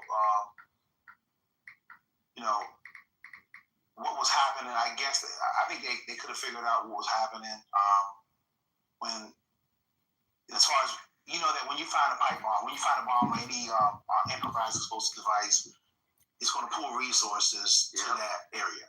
So I think they were concerned, and then they knew what was going on at the Capitol. So I think that they were concerned that those devices were used as tools to pull resources away from the Capitol. That's exactly what Ken Capolino, I think that's what they were. I think that's what they were feeling. That's what they were thinking. So I did. Was it quite a bit of resources that were deployed? Yeah. You're not going to send 2 officers for a bomb, you're going to send a bunch of people to each one. And so what impact do you think that had? We had less people at the Capitol. I don't think it would have made that much of a difference anyway for the resources they pulled, because I was there that day and there was way more people than we could have handled there anyway. So, just losing more people didn't help us, but I think that was the intended purpose to pull resources away from the Capitol. I believed that then 4 years ago. I believe that now. And that made the Capitol more vulnerable, susceptible for. I think the Capitol was vulnerable when two high-ranking commanders who were held intel from chief of inside that made it impossible to give the Capitol the protection that it needed on that day. One was I knew early on Yogananda Pittman had intel. Please don't scroll. I'm just trying to become a big content creator one day. I have no supporters, so if you have the chance, please subscribe. And neither one of them disclosed that information to Chief Stephen's son. He was trying to articulate the need for the National Guard to Irving, who was the House Sergeant at Arms, and then Michael Stenger, who was the Senate Sergeant at Arms. And they both told him he couldn't articulate the need of the National Guard being there because the evidence or the intelligence that he had didn't support the National Guard needing to be on the Capitol. So why even bother sharing video? The entire time. Pittman was she was the assistant chief of the Protective Services Bureau at that time, and Sean Gallagher was with them. They had the information. They got it filtered to them, and they were supposed to give it to, at the very least, Stephen's son, and they should have given it also to Chad Thomas, who was the chief of the operations bureau, and they never made it to. There's some names that I think at this point, if anybody's going to follow your work, everyone knows who Yogananda is. I think they got it seared in their brain. Sean Gallagher, they're starting to learn a little bit more about. And then Chad Thomas, that's somebody, that's a name that doesn't really come up too often. But let's just kind of think this through, hypothetically. The intel comes out. What does Chad Thomas, the head of Operations Division, do with that intel? Should he have it? When he looks at that information, he's going to look at that information and say, wow, this is going to happen. So he's going to talk to Chief Stephen's son, and they're going to say, well, do we have enough protection here? Should we cancel days off for officers? Do we need to bring in more officers? Do we need the National Guard? You're going to look at that intel to see if we have enough resources to protect the Capitol, because the Operations Bureau guy, his job is to protect the Capitol. That's his job. That's with the chief, of course. The Protective Services Bureau lets the Operations Bureau guy know that this is what you need to protect the Capitol from. And then the operations guy says, okay, and this is how I want to do it. So he's going to establish a plan. He's going to create the plan to protect the Capitol. And had they had the intel leading up to January 6th that was in possession of Yogananda Pittman, Sean Gallagher, they would have altered their plan to have more people there. They would have altered their plan to, they would have been able to articulate the need. Yes. So Paul Irving and to the who was the House Sergeant at Arms, and Michael Stainer, who was the Senate Sergeant at Arms, they could have articulated the need to have the actual National Guard on site. So they had what they needed. Perfect explanation. So using military terminology that I'm familiar with, at the operational level, if you will, / tactical level, you could have, Chad Thomas could have said, all right, this intel now justifies me calling in more people to get them off of the COVID telework, right? Yes. Up to the Capitol. Correct. Without any approval up the chain of command, because that's well within his authority to do so, right? The officers that are employed by the Capitol Police. By the Capitol Police, internally, that's what I'm talking about. Internally, that's correct. That would have created additional support for protecting and defending the Capitol from any potential demonstrations getting out of hand, right? Correct. With that intel.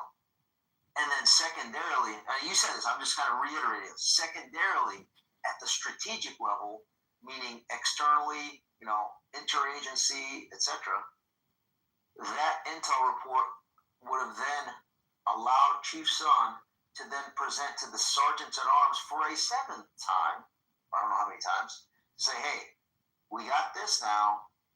I'm going to need additional support, even with what Chad Thomas is bringing in with U.S. Capitol Police officers that we have internally.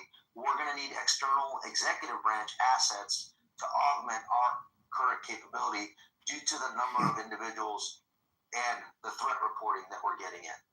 That is correct. And I even heard DC National Guard. Yes, and you may know more about this than I. You may know more about this than I do.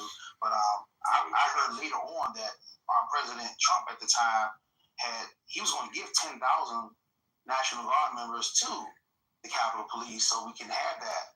Yeah, that's coming from President Trump. That's coming from Kash Patel, who was the Chief of Staff for the former Acting Secretary of Defense, Chris Miller. That's coming from Chris Miller himself in public testimony. I've spoken with Chris Miller about this. So, what has occurred to those two officers, Pittman and Gallagher, for failing to provide that intelligence to Chad Thomas and Chief Son? They were promoted after their failures. I mean, simply, would you call it a failure, or was it something worse? It was a failure, but it was an intentional failure in my position, in my opinion. I think it was absolutely failed because they failed to give Chief Son the intelligence. Anybody can make their own decision if it was an accidental failure or if it was an intentional failure. How would we find out? How would you, if you were running an investigation to determine culpability, how would you identify intent, that it was an intentional failure? You would probably have to have them testify to them not giving the intel to Chief Son, and nobody's done that yet. Like Pittman, her last testimony, she discussed the intel, and she said that she did give the intel to all her deputies, all the Operations Bureau commanders. She stated she did, and she didn't, and she never went and corrected the record. So her testimony, in my opinion, was false, untrue, whatever you want to say. She could say I misspoke, but she never corrected the record. She didn't give it to anybody, but she said that she gave it and pushed it out, and she did not. Would you think it would be appropriate if, I'm trying to think of which committee, or maybe the Speaker, would the Speaker of the House or the Senate Majority Leader and or both then draft up a criminal referral for that perjury and send it over to the U.S. Attorney's Office in the District of Columbia? I think that should happen. So then it would sound something like Mike Johnson, Speaker of the House, in a joint criminal referral with the Senate Majority Leader John Thune, sending over that the perjury occurred in the House or the Senate with the testimony. I think that was a House. I think it was her. Actually, that's a good distinction. So if it was in the House, then the Speaker of the House would exert his authority that the perjury occurred in his chambers, and then send a criminal referral over to the U.S. Attorney's Office, which is currently headed by Ed Martin in the District of Columbia. And then from there, that then can be used to prosecute in a similar fashion that occurred to Peter Navarro, Roger Stone. Because that's essentially the same thing that happened to Roger Stone. So what you probably don't know about me is I'm a great guy. I mean, most of the world, they may already know that already. But I would be okay of her having to testify again in public to ask her, did you give that information to Chief Son?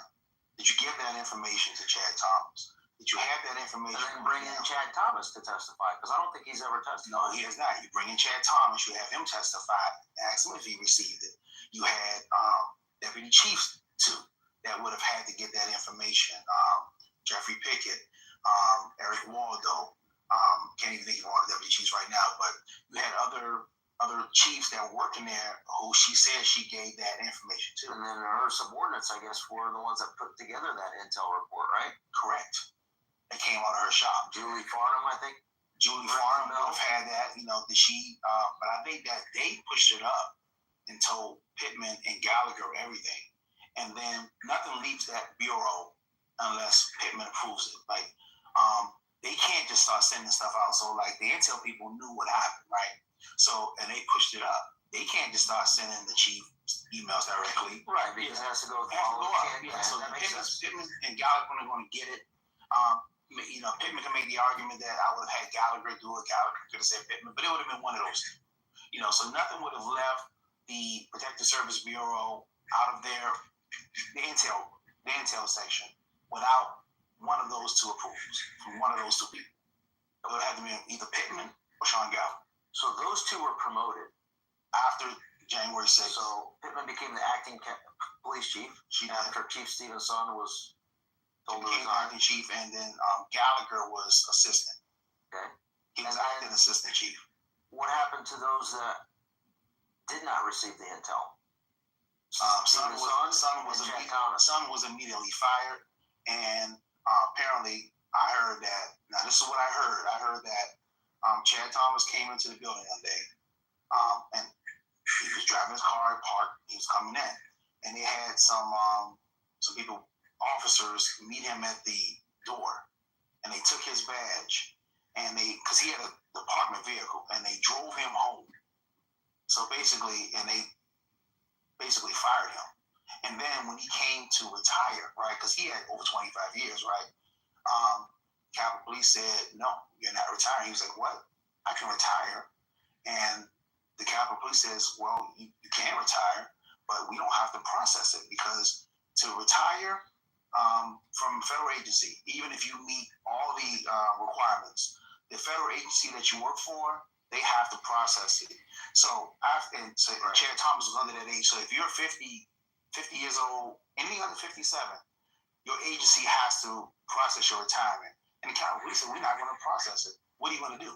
You can't go to OPM. The Capitol Police is not going to process it. They're not going to process names? it. Huh? Who said that? It would be, as far as who said that they wouldn't process it. Chad Thomas. I heard it was the General Counsel for the Capitol Police, and his name is Tad DeBias. So I heard Thomas Aquinas DeBias. That's how you. That's DIBIASE. I called him Tad. So I heard it was goes by Tad. Yeah, he goes by Tad. So I heard it was him, and he broke it down to Chad Thomas. That hey, listen, Wait, that's the first time you're saying this publicly? Yeah. I think this is the first time I said this publicly. I don't remember saying it before, but I'm saying Take it now. note, folks that are listening. So I was say that again. So, and I'll say it again. So Tad Thomas, I'm hearing Tad DeBias broke it down and said, listen, we're not going to. I said I wasn't in the room, so I can only go by what I heard. So, but a very credible source told you this? Pretty damn credible. Yeah. So, and it was not Chad Thomas. So Chad Thomas was forced to sign the NDA. He did not break it because I have not had any conversation with Chad Thomas. So anyway, so give me. I interrupted. Say that part again. NDA what? I said if Chad Thomas, and I heard that he was forced to sign the NDA. But let me get to that part. So I'm skipping over this.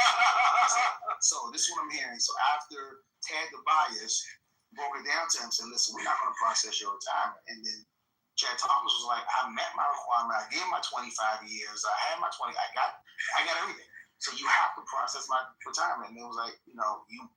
How are you going to make us process it? Because this is the thing. Now, you can process, you can have your OPM do it, right?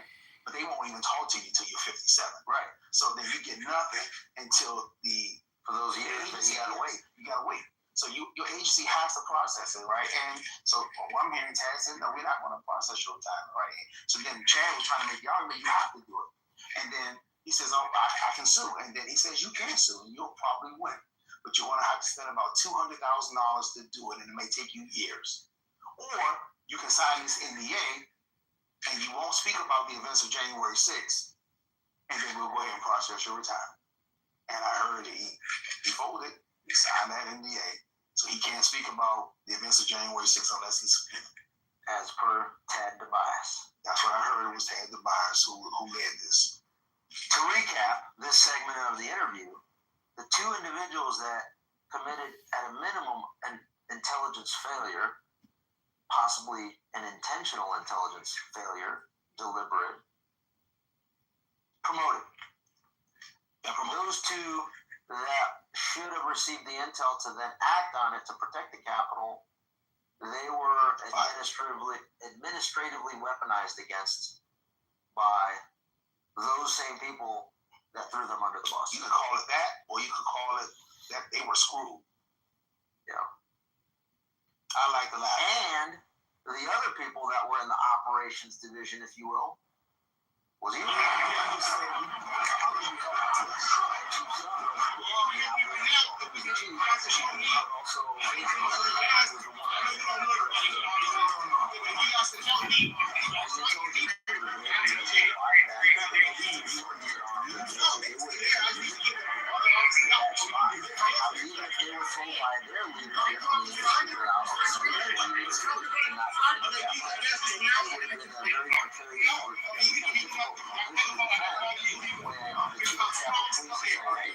got this. So if you refuse external support, you're now going to be on the hook.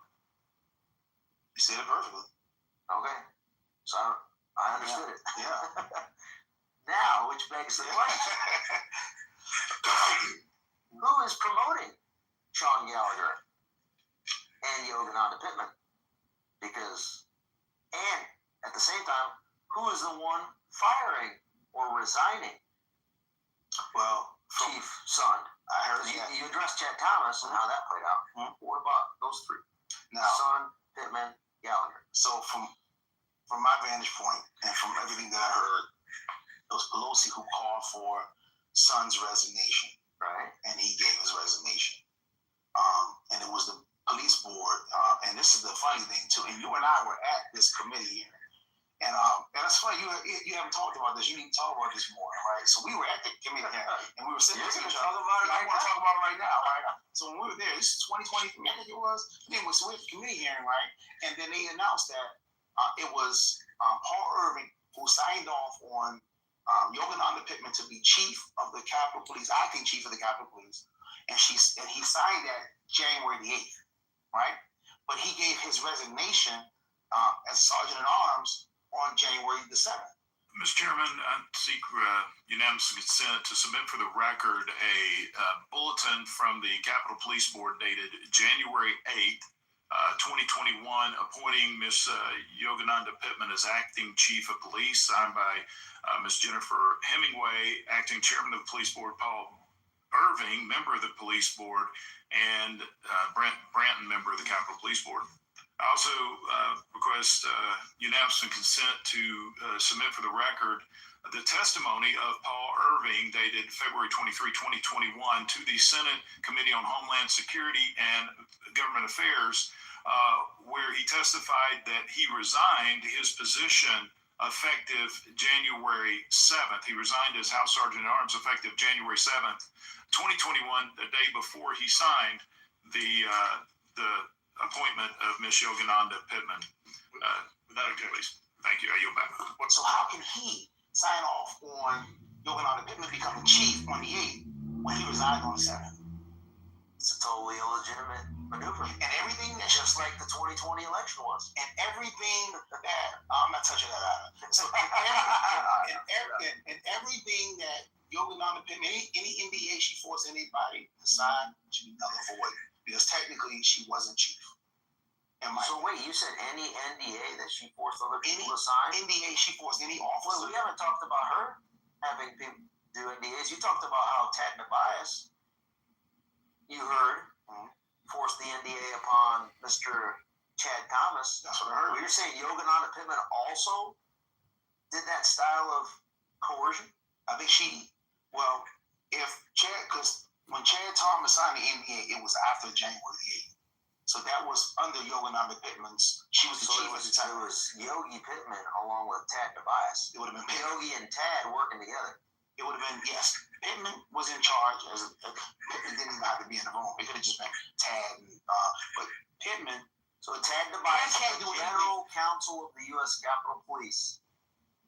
The General Counsel of the U.S. Capitol Police being the senior lawyer at the department known as the U.S. Capitol Police lawyer, the one that does all document signing and legal advice, right, on behalf of the department?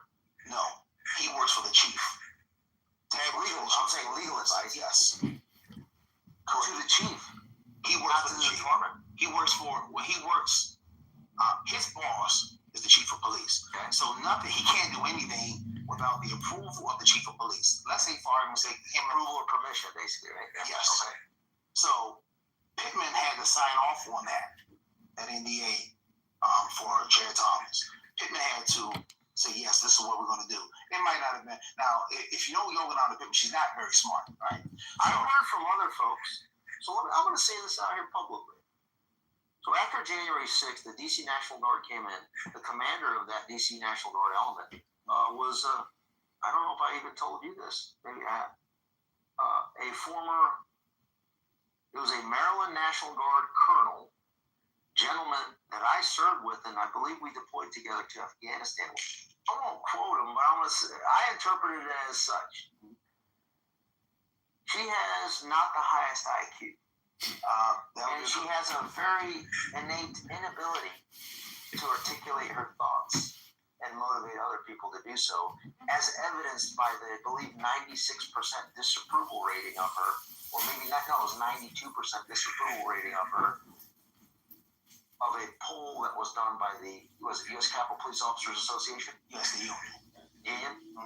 On their confidence in her leadership. 92% of the U.S. Capitol Police officers that were polled had no faith in her leadership. Correct. Or lost faith. I don't know the exact words, but lost faith. Is that? Yeah, you had never told me about that, what somebody had said about her IQ. I never heard that before, so this is the first time, but I'm not shocked because she never struck me. People use the phrase dumber than a box of rocks. Yeah. I mean, she can speak, so I mean, she's a functioning human. Yeah. But in terms of. And they're functioning alcoholics out there too. But right. It's not alcoholics. To me, what really frames my understanding of her professionalism is when 90 view you as an incompetent buffoon. That's very telling. I think that the officers were mad, because some of the people who got raided and that didn't deserve that, because the officers went on that all of those high-ranking commanders had the intel, but Pittman never corrected the record and say some of the people who got bad ratings on that review they actually didn't have the intel. They said I rated poorly too. Like I can't remember the names on there. I know some of them, so I won't go into the names, but some of them did not have the intel, but they can't go out and say, hey, I never had the intel, because you're not going to go out there and say Yogananda Pittman didn't tell you the whole story, because you're going to be in Alaska hugging Eskimos and that's going to be your job. You're going to be in Alaska hugging Eskimos and building igloos. So you're not going to talk about Yogananda Pittman in public. So you got to just suck it up. All right, so we've been talking quite a few names. In preparation for our interview, I went through a list of names that I wanted to address during the interview. We've actually covered quite a few. We've addressed Stevenson, Yogananda Pittman, Chad Thomas, J.J. Pickett. You mentioned him. What's his full first name you mentioned? Jeffrey Pickett. Jeffrey Pickett. What role did he play and what position was he in? He was January 6th. He was the chief over in training, so he wasn't even none of the January 6th stuff was on him at all. No, it's like another 30 days for contempt. Another name that has crossed my path and wanted At what age did Zach Conway start a lady by the name of Dania Mills. No, I have a lot of feelings about the news. What? Yes, I have a lot of feelings about the news and your period. Yeah, I talked about her. Why not? Because she is refusing to let me see them. Have you attempted to get your children from this couch? Yes. Have you called the police for their assistance? Yes. What happened when the police got involved? That she slammed the door in their face, denies them, and just tells them no. I just want my kids to be safe. That's all. She has withheld the children, that she failed to comply with the order of... But there's reason, sir. Excuse me? There's reason. Valid reason. Okay, ma'am, you're done. You don't have time to speak at this point. Okay, you've had a chance to testify, you had a chance to do a final argument, so you're done. So, ma'am, unfortunately, you leave me no choice, but the court will sentence you to 30 days in jail with the Calhoun County Sheriff. The court will further remand you to the care of the Calhoun County Sheriff, where you will remain until such time as the children are turned over to the plaintiff and until such time as you have paid the previously ordered attorney fees of $1,000. So, ma'am, you can go with the sheriff, and Are you serious? this matter is concluded. You're free to go. Who's sucking whose dick around here? Oh, no, seriously. Another 30 days for contempt of court. You're in jail for 60 days now. No, let's go. If you want to keep going, I can go as long as you want, ma'am.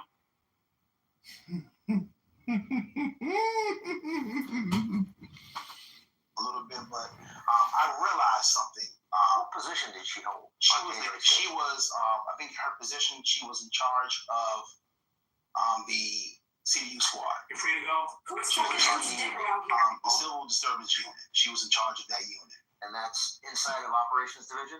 That is under operations, correct. CDU squad, what is their mission and role and responsibility? If there is a civil disturbance, demonstration, her job is to handle that with her officers under her charge. Okay. Yeah, and to make sure that they have their proper equipment, riot gear, shields, helmets, and everything. She's going to make sure that they have everything that they need.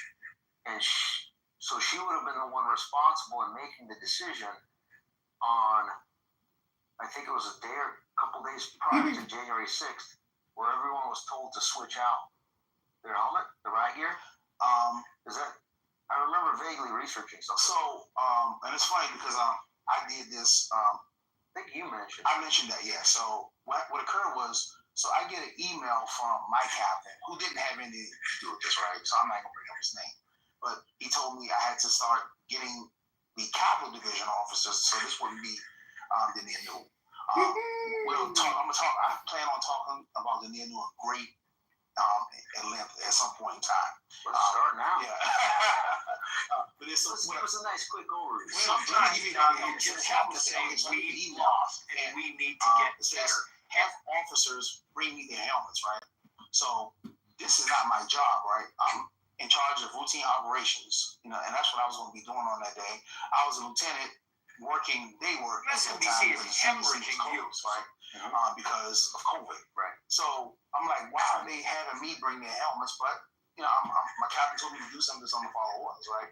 So the mechanism typically is that you would take if your helmet, because the helmets were expired, right? So you would take your helmets and you would take them over to the property, and then you would go get another one, which is across the street. So, but they just want what's the name of that building? That's at the right across the DNC, right? So no. When we would get, they did do it for the child. They did do it. They did get certain equipment at the Fairchild. So it could have been done at the Fairchild, or could have been done at the property building. I can't remember what it's called. I can't remember the name of the building. But anyway, they typically had a great control. Never would a equipment exchange occur from a lieutenant at the Capitol. So they told me to get the helmets, right? Just take them all. But but they didn't tell me to issue out any new helmets. They didn't give me any instructions to tell the officers where to get new helmets. So later on, I figured it out. So they just didn't want those officers to have those helmets on January 6th. What day was that email? That was maybe 7 to 10 days before January 6th. And it was after Pittman and Gallagher had the intel about what was going to happen on January 6th. So it was after that. Whoa, say that again. Okay, so now, slow down. Okay. And clearly. Okay. Say that again. So the email from me to collect all the helmets from the Capitol Division officers was maybe 7 to 10 days before January 6th. But it was after, I think it was December the 20th of 2020, when Pittman and Gallagher had that intel of what was going to happen. And the report was 21 TD 159. And it basically laid out what was going to occur at the Capitol. So Pittman and Gallagher had that intel, which they never gave to Son or Chad Thomas. So it was between that. So who sent the email? Okay, my captain sent me the email, right? But I don't know who had him send me the email. I know my captain at the time had nothing to do with that. So, but somebody had him do it. Psychopath projection. I don't know who that guy or person. Best case scenario, if everyone was talking to each other professionally, right? And we're getting to this, the intel report would come out. Mm-hmm. Operational leaders, Chad Thomas, Chief Son, Chad Thomas, and it would have trickled down to, lower level operational leaders like yourself. Mm-hmm. Would have seen that report and you would have said, wait, I'm turning riot gear and helmets, but the threat is actually going to be a little high. How about I got one for you? Yeah. We keep them unless you have something better to protect us. Right? Okay, so now this is my thing. Okay, so then I think we had new helmets. They just didn't issue out. I will have to go ask some of my sources. I do have some I can ask that question. It'd be nice to find out which individual ordered out the order email to take the helmets. Yes. And then whether or not who they communicated with in the time frame from the Intel TD 159 coming out. Yes. If they received that report, correct, and read that report, yes. Now it's getting into malicious of there's something weird going on here. And you know why they would have done it? Okay, so now this is the thing. Those helmets were expired, so that's why they wanted to take me to take the helmets. So now, let's say for argument's sake, it's going to be Armageddon on Capitol grounds on January 6th. Right. Now, if an officer gets hurt, right, with an expired helmet on, the Capitol Police will be liable for that. But if you take the helmet and he just gets hit over the head, he doesn't have a helmet. When we took the helmets back, we didn't know anything was going to happen that day. And we take the helmet, so it's liability for the Capitol Police is lower if you take the helmet on versus letting the officer get hurt with an expired helmet on. But if you ask me, TK Johnson is going to want to have the expired helmet on because if I get hit in the head for something, I'm safer with that expired helmet on than having no helmet. But the liability is on the department if you take the helmets. Because what you don't want is Armageddon is happening outside and officers run and grab their expired helmets and they put them on and they get hurt. From personal experience, a bald man like myself, if I were to even have a hat, I would prefer to have a hat on than no hat at all. Correct. As I headbutt a corner of a shelf. Yes. Because if my hat is on, it's going to hurt, but it's not going to shred my entire scalp off. Correct. Without my hat, you're going to see a nice laceration throughout the entire scalp. I would much rather have a expired to the tune of 200 years. 100 years. That helmet, then no helmet at all. That helmet was created in 1776. Christopher Columbus could have brought that helmet over on the end of the Benedict family. I would have worn that helmet regardless. Than having no helmet at all. But you can't have green. Yes. But you don't want the officers running back to they hear everything's going on outside and they go to their lockers and they grab an expired helmet and put it on. Yeah. So I think that somebody was looking out for the liability of the department and they didn't care what happened to that officer. You think liability and risk rests with usually the general counsel would have to have a little bit of role in the decision making. Would that be a fair statement? Yes. And that his name is Tad DeBias. Well, you said his name. So yeah, Thomas Aquinas DeBias, his full name, and he does live in Washington D.C. And that would fall under potentially jurisdiction of U.S. Attorney Ed Martin, if he's listening. I don't think he follows me. So, let's go back.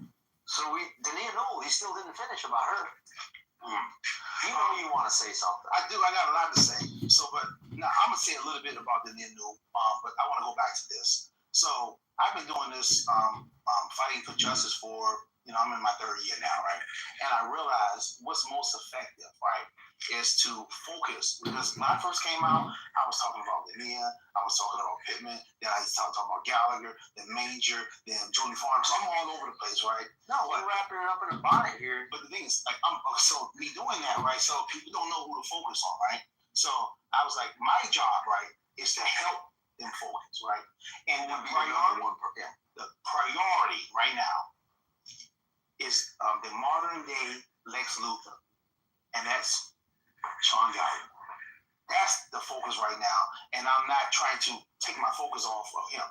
Okay. He is and I'm telling you, this guy is the modern day Lex Luthor. This guy can't get arrested. This guy can't be charged. This guy can commit felonies. He stole money. He's committed forgery. There's nothing this guy can do. Well, let's pause right there. And after the break, we'll talk in detail about Sean Gallagher. I want to talk about Sean Gallagher. Let's do it. All right. All right. Let's do it. All right, we're back with TK Johnson, former, for now, lieutenant. I call him promotable. You're supposed to be promoted by now, right, to captain? I think I would have made captain if I was still there. TK Johnson. For those that don't know how to pronounce it, it's pronounced Tarek Johnson. Not Tariq. But he's too polite. It's Tarek. Yeah. So, tell us. Sean Gallagher. Let's roll. So, Sean Gallagher. So, like I said, he is the modern day Lex Luthor. For those that don't know who Lex Luthor is, come on, everybody has to. What about your 15-year-old? Everybody's seen Superman before. But I don't know if any 15-year-olds watching this though. I got a son. He's not gonna watch this interview. I promise you. You're just trying to call your son could give a damn about Sean Gallagher. Oh, but guess what? His dad sure wants to know a little bit about Sean Gallagher. Okay, so So just thinking about Sean Gallagher. So Steve Baker, who's an investigative reporter, he works at Blaze now. Yeah. And he wrote an incredible article now. And I want to get the credit for this because I put him in contact with the people to help them get the information for that article. I figured. And I want Sean Gallagher to know it was me. Say that louder. It was me, Sean. But anyway, so they wrote it. So they outlined Sean Gallagher stealing thousands of dollars and committing forgery, and to the point where he even used different color ink pens when he committed his forgery. And he had people also, he was signing off on there so they could get the money as well. So he's committing crimes left and right, federal crimes, right? Felonies, forgery, and nothing happened to him. So and it goes back to what we were saying, hypothetically, that if the head of dignitary protection, wasn't he Sean Gallagher? He was a captain there at the time. So Sean Gallagher, what years headed up dignitary protection? He was a captain. So now this is the funny part.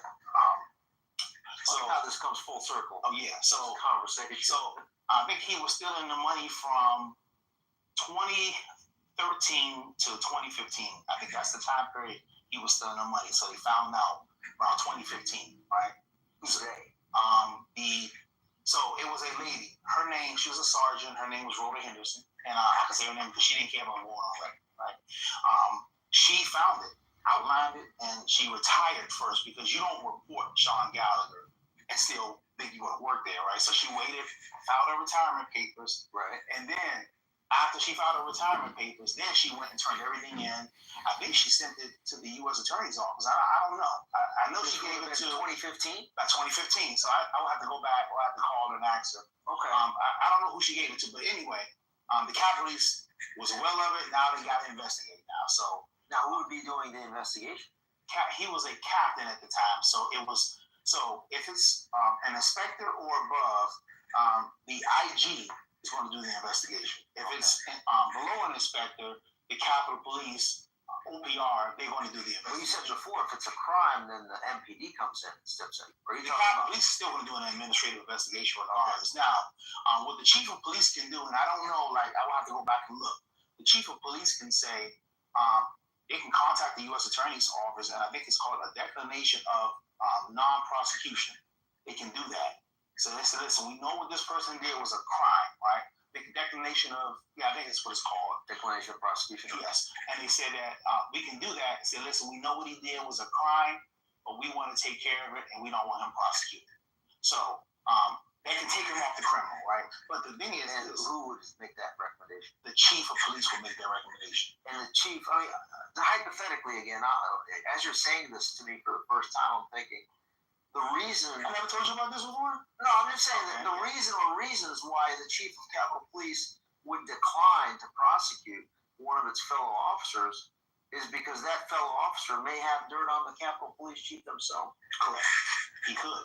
Especially in the unit that Sean Gallagher was a captain of. Yeah, Sean Gallagher. Dignitary protection. He was a captain. He was I was there with him. He was my captain. So he would know... So as the captain, if you're running that division, right? Mm-hmm. What access to information do you have? Just like everything. Give me some categories. So if anything happens with any member of Congress, when he could be away, he could be in town, and the DPD agent is going to let Sean. He knows everything about all 9 of those. He knows everything about everybody. And their families. Everything. And all their dirt. He knows. And so he's got blackmail. Sean Gallagher would have all the information, and the chief of police would know it. So that makes him, what I've heard people say, is untouchable. He's untouchable. Yeah. Sean Gallagher is untouchable. I take that as a challenge. You can take it as a challenge all you want. Sean Gallagher is still. After we finish, okay. So now, okay, before we started this interview, Sean Gallagher was untouchable. After we finish this interview, Sean Gallagher is still going to be untouchable. And me, challenge accepted. Now I will tell you this: I'm fighting it, and I'm battling Sean Gallagher right now. But I'm not trying to get like. And if you look at my tweets for the last couple of years, right, and I say specifically, I am not looking for accountability because that's not my decision. It's not for me to administer any accountability to anybody. I'm looking for justice. At the very least, people should make whole the people that Gallagher and Pittman hurt. Mm-hmm. That's what I believe. I don't think that's wrong, you know. And then you do that, I stop. If they say, listen, all right, TK, we're gonna give us a list of everybody that Pittman and Gallagher hurt. It's only a few thousand people. And then after they got their list, because they hurt, just like I said this before. So anybody that was on the grounds on J6, demonstrators, police officers, they were all hurt. Now, this is the thing.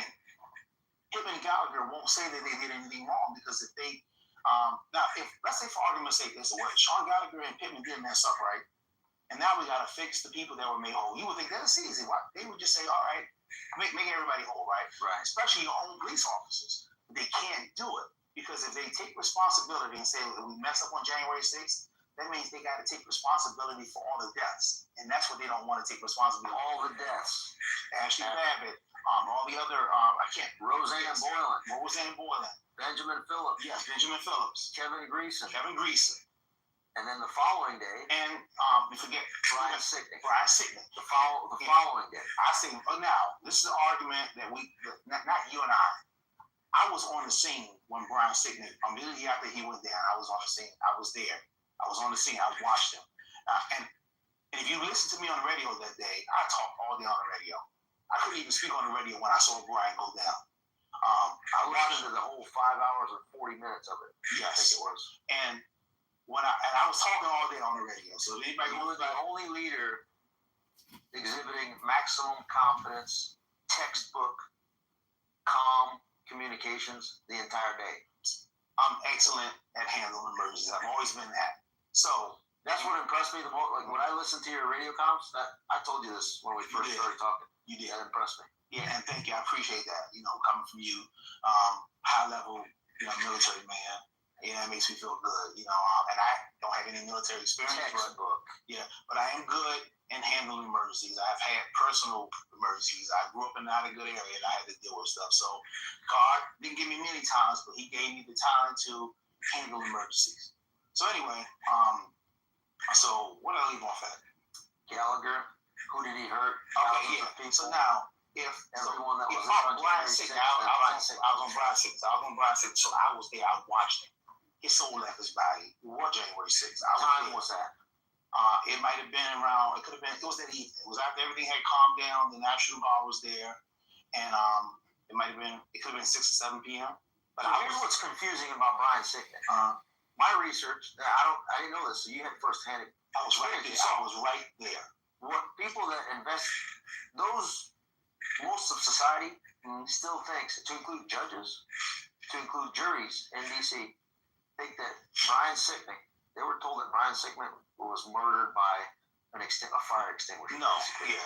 That's one option. Yes. For people like me that researched it without knowing that component of you knowing, we haven't talked about this Brian Sicknick component of it before.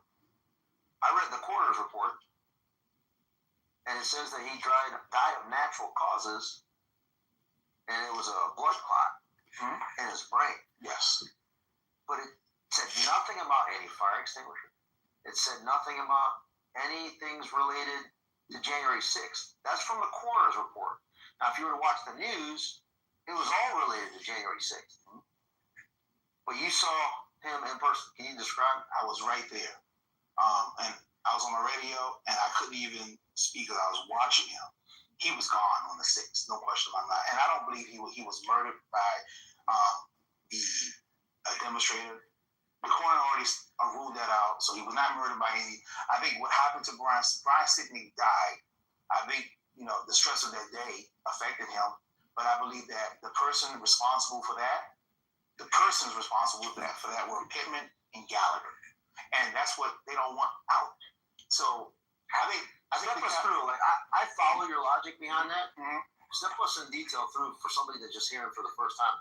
How do you connect you seeing him being checked out and describe what that means to being checked out to then stepping it to putting blame to Pittman and Gallagher, who that day were. Pittman was the Protective Services. Yeah, she was chief, assistant captain, and then the deputy was Sean Gallagher. The deputy was Sean Gallagher. Step us through that. They had the intel. Had they given the information to Chief Son and Chad Thomas? Chief Son was running around trying to get National Guard days before January 6th. So, had he had the intel, right? Let's say, for argument's sake, right? Because Pittman tried to, when she did her interview, right? Her testimony, she tried to downplay the intelligence, right? She can't, because she says that our posture would not have changed even if if they had the intelligence. That's what she said. I don't know if you remember this. You should go back and look. Okay. So my question to her would be, how would you know? You're not operations. Right. Your job is so you can read the minds of Son and Chad Thomas. So exactly. Yeah. So she had to say that. She had to dumb down the importance of the intelligence, because if you raise the importance of the intelligence, now it's her fault. Well, she can take to whatever about those individuals that were just fired by her, because they don't have the ability to respond because one's under an NDA, right? Chad Thomas. But throw that out the window. I want you to follow me on this part. Really follow me on this part.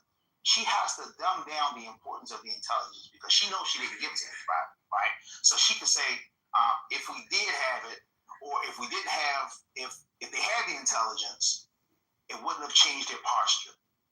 You throw that out of the window. You minimize its importance. Because let's say it finds out later, then she could say, well, I already told you it wouldn't have changed our posture. She can't say that because, number one, she wasn't in operations. She's a Protective Services Bureau. She has very little. I don't know if Pittman had any operational field experience. So how can you say that it wouldn't have changed the posture of operations when you're the Protective Service Bureau commander. You can't say it. That's number one. Number two, She does now because she's over at Berkeley. and You she's saw what happened over she's there. doing a great job over there at Berkeley, right? Yeah. So anyway, so stay with me on this one. Stay with me, because I don't want the audience to get distracted. Okay, so now, number two, this is the big one. Stephen's son was trying to get National Guard support, right? So let's say the intelligence is on bullshit. It's still something he can use because he's trying to say, listen, I want the National Guard here. Now I got this report saying what's going to happen on January 6th. Now they got to look at the intelligence and say, well, we're still not going to get it to you. And then it's something happens. Now they're on the hook. So Pittman and Gallagher just don't give it to him so he can go ahead and use that. Because if you give him that, you give some more leverage to articulate the need of the National Guard. So you don't want to give him that. You saw him trying to get National Guard. And that's what leads to my theory that I've been explaining, is that it was intentional. Yes, it was intentional. So that January 6th could play out exactly how it played out. Yes. And all of us didn't know that at the time. Mm-hmm. But hindsight, looking, researching, that theory, there's more and more evidence to support that theory. Yes. And this is the thing. Somebody can make the argument. But we need their communications. Yes. We need their emails. You need everything. We need the NDAs. Yes. We need everything. Everything that Tad Tobias has his name on needs to be released. Everything. Yesterday. Mike Johnson, John Thune need to order that. The thing is this.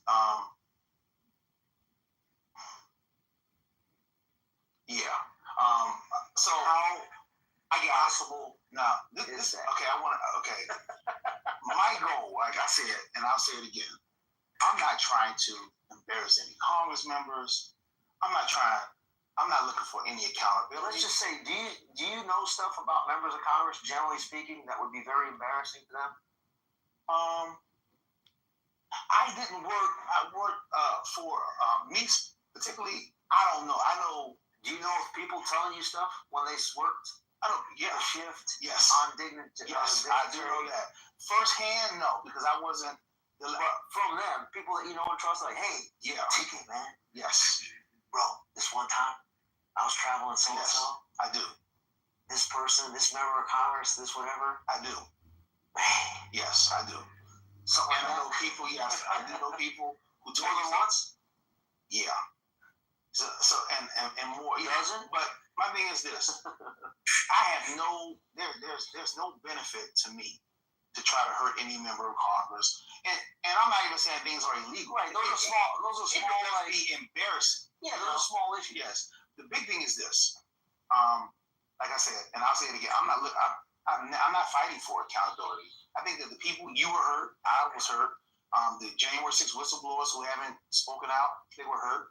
I think people need to be fixed. That's what I'm fighting for. You fix this, you fix the people that were hurt, I go away. If you don't want to fix it, then I'm going to keep speaking out. That's just my position. That's what I'm going to do. I could care less. My job is not accountability. I want that. I want what you want. You want accountability. With a little bit of cherry on top. You want accountability. And everybody's different. I'm not saying that you're off with the letter R. Yeah. Retribution. I know. Yeah. Secretary Retribution. I know who you are. Yeah.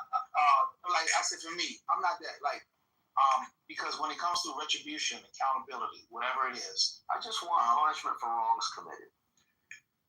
So let me just listen. Let me break this down to you. Punishment. I'm gonna see if you can follow this. And I know you're intelligent, so you can, right? In addition to restoring those that were injured. When corruption is at a level 4, right? Who do you go to for accountability and justice? You go to the 5, right? Yeah. Because he can administer it. Let's say corruption is at a level, and it's on a scale of 1 to 10, right? Let's say the corruption is on a scale of, 1 to 10. The corruption is at a level 7. Who do you go for? Yeah, you go to number 8. Yeah. On a scale of 1 to 10, right? Yeah. If the corruption is at a level 10 and there is no 11, who do you go to for justice and accountability? The people. No one. And that's the issue we have here, right? Well, no. I get it, and the answer is no one. The answer is no one. So now, I refuse to say something cannot be done. No. Something can be done. So, and this is where I'm going. This is what most people are going to agree with you and do nothing about it. No. That's why you're pushing. I'm not saying I can do anything for it. That motivates me even more. But let me take on your challenges on Sean Gallagher. Yeah. But so now this is what I'm trying to do, right? Okay. So this is motivating me 11-fold. The corruption. You got a 10. The corruption. I'm going to mobilize the 11. This is what I'm trying to explain to people. The corruption at the level of Sean Gallagher is a 10. It's a 10. So there's no 11 to go to. So what you can do, and it's not weak of me, right? So people can say, because I'm not a weak man. If you follow me for the last 2.5 years, you can say I'm not a weak man, right? But I'm also a smart man too, right? And I know that you could probably appeal to a Sean Gallagher, because you do have to appeal to a Sean Gallagher. It is what it is, right? So you can say, hey, listen, if you don't, nobody's going to try to, I'm not necessarily trying to hold you accountable, but you did do something wrong and you know it. You can start to figure out a way to fix it. So I contacted the Capitol Police recently and I said, listen, so now I don't know if you read that tweet that I sent yesterday, right? I sent the big tweet out yesterday, right? Okay, so you should, I'll forward it to you, right? I sent it out, right? And I called, I'm not going to say who I contacted, right? But I got a friend within the Capitol Police, and I contacted that friend, and I asked him to contact another person within the Capitol Police to deliver a message that would ultimately land with Sean Gallagher, right? And that said, listen, that most of the damage that occurred from the whistleblowers, right, were as a direct result of Manger. So we can bury the hatchet, right? So, and I said that basically Gallagher has 48 hours to respond, right? So this is me talking to them, so we figured out the date, and he said, so the guy I'm talking to tells me, he says, give him a third day. I said, I'll give a third day. Gallagher's response to me was effectively, go fuck yourself. Because he believes Elon Musk. You hear that? So he has, and this is the thing, right? The answer is this: he's at a level 10. Mm-hmm. So my goal was to appeal to see if he would say, "Listen, all right, we already know that I've done some stuff here, but let me see if I can fix the people that were hurt." Now, if you fix the whistleblowers that were hurt, right, then you can begin to fix some of because of the information, they got hurt because they went to. I don't know if you know about all this, but let me go ahead and tell you. I know this interview is going way longer than we thought, but you guys need to hear this. Mm-hmm. So I got all day. There were multiple whistleblowers, right? Detaining you. Yeah, there were multiple whistleblowers that went to the IG of the Capitol Police after January 6th. Yep. His name was Michael Bolton, right? Yes. So Michael Bolton went after they gave him the information, right? Because they were reporting on high-level commanders, Pittman and Gallagher, Julie Farm, right?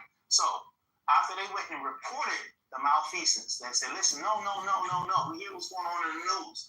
We had the intelligence. We gave it to Farnham, Pittman, Gallagher. We gave it to them, right? So you know what happened to those people that went to Michael Bolton? Michael Bolton went and told Pittman that and Gallagher that these guys went and they're telling on you guys now, right? So, but these guys thinking that they were protected whistleblowers, right? And then Michael Bolton goes basically and says that you never asked for anonymity. But you don't have to ask for that, right? And then you bring in a Manger, and Manger says, ho, let's kill all this. The Capitol Police aren't even under the Whistleblower Protection Act because we have our own policies and procedures that protect them.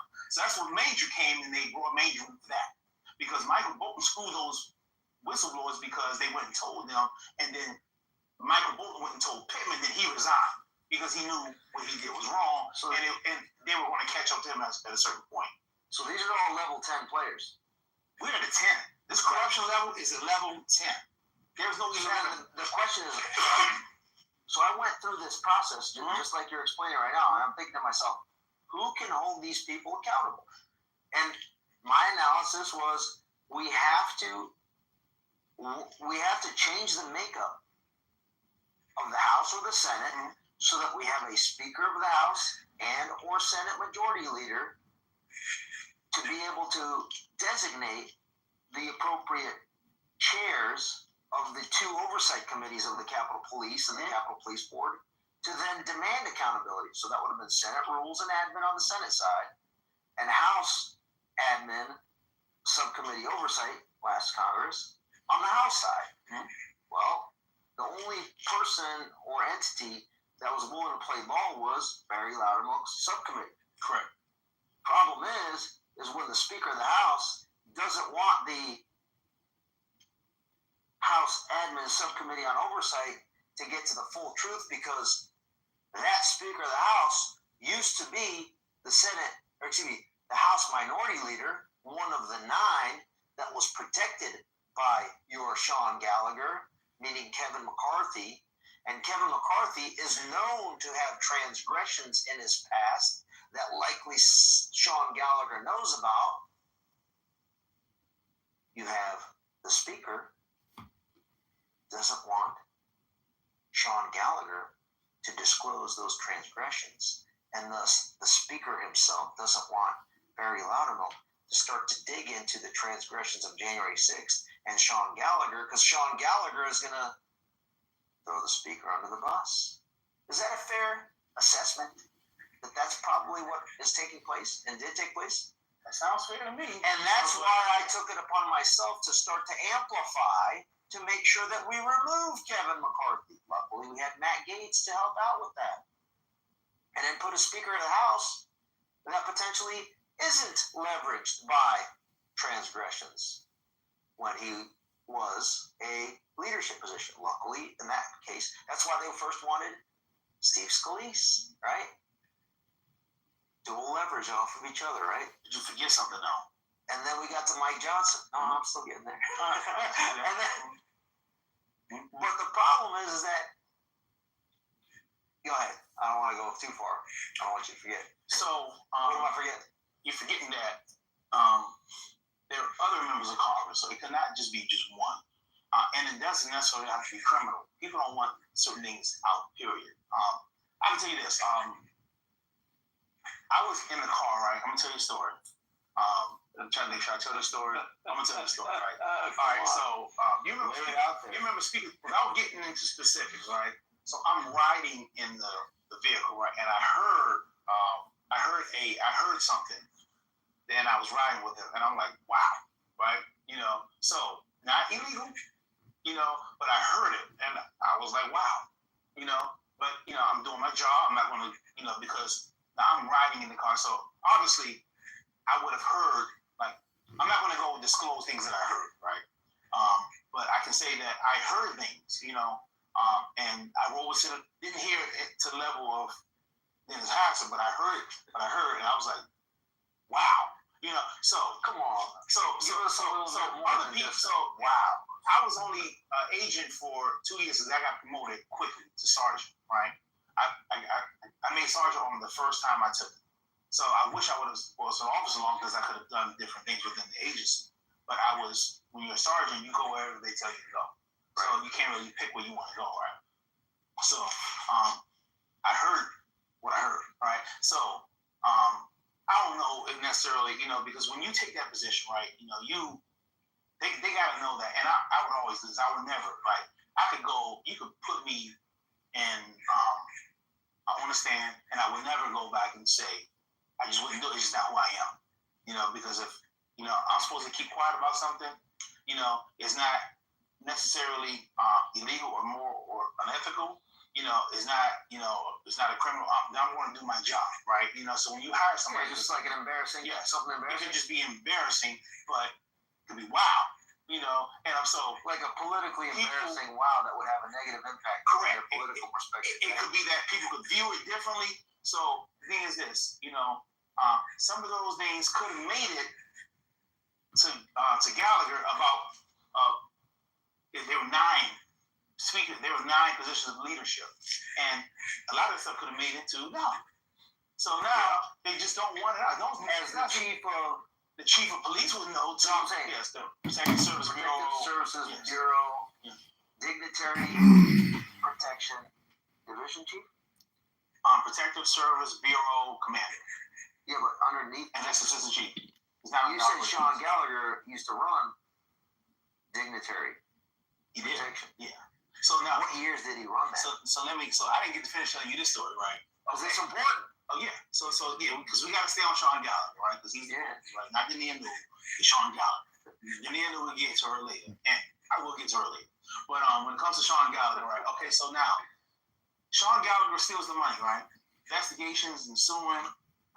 It's not going to get prosecuted, so more than likely the chief did a declaration of non-prosecution, and it was probably approved by the courts. They probably said, "All right, you guys got it," because he stole the money. What position did Sean Gallagher? He was a captain. He was a captain. For what? In the dignitary protection. He was a captain of dignitary protection. He was one of the commanders in dignitary protection. He wasn't a shot. Right? The guy above him was Daniel Malloy, who was an inspector. The guy above him was Donald Rouillet. Okay, so that was again. Donald Rouillet was Donald Rouillet. She was funny. It was okay. So I forgot this. Okay, so it was. That's why I'm here. I'm the only one that can ask these questions. It was Chad. It was Sean Gallagher was the captain. The inspector was Danny Malloy. The deputy chief was, I believe, it was Chad Thomas. You heard his name again. He got promoted later on. And then the chief was Donald Rouillet. So that was the hierarchy, right? That was the chain of command. Yes. So that was the chain of command, right? And then you had the assistant chief, and then you had the chief of police, right? But that was the command of DPD, right? Dignitary protection. Sean Gallagher was the captain. Then you go to Danny Malloy. Then you go to Chad Thomas, who was the deputy, and then you go to Donald Rouillet. So that was the hierarchy, right? So the investigation ensues, and I believe it was Donald Rouillet. I believe he was the chief of the Texas Service Bureau. I believe I saw the report. I can't remember, but I see so many. I read so much stuff. People have sent to me, and I read a lot of stuff. Right? I think it was Donald Rouillet who recommended termination for Gallagher. Right? I think somebody came and superseded. He said, "Oh, you're not fired." Who's that someone? Who came and said that you're not fired? Yeah. Was it a member of Congress? I don't possibly. I think somebody. I don't possibly. I'm not even going to guess. It could have been the chief of police, and I think the chief of police at the time was Matthew Voderosa. I'm not 100% sure, but I think it was Matthew Voderosa. In the realm of possibility, could it have gone something like this? A member of Congress or a leadership within Congress, the chief contacted the sergeant at arms for the sergeant at arms to then contact the chief. It would have called the chief to then.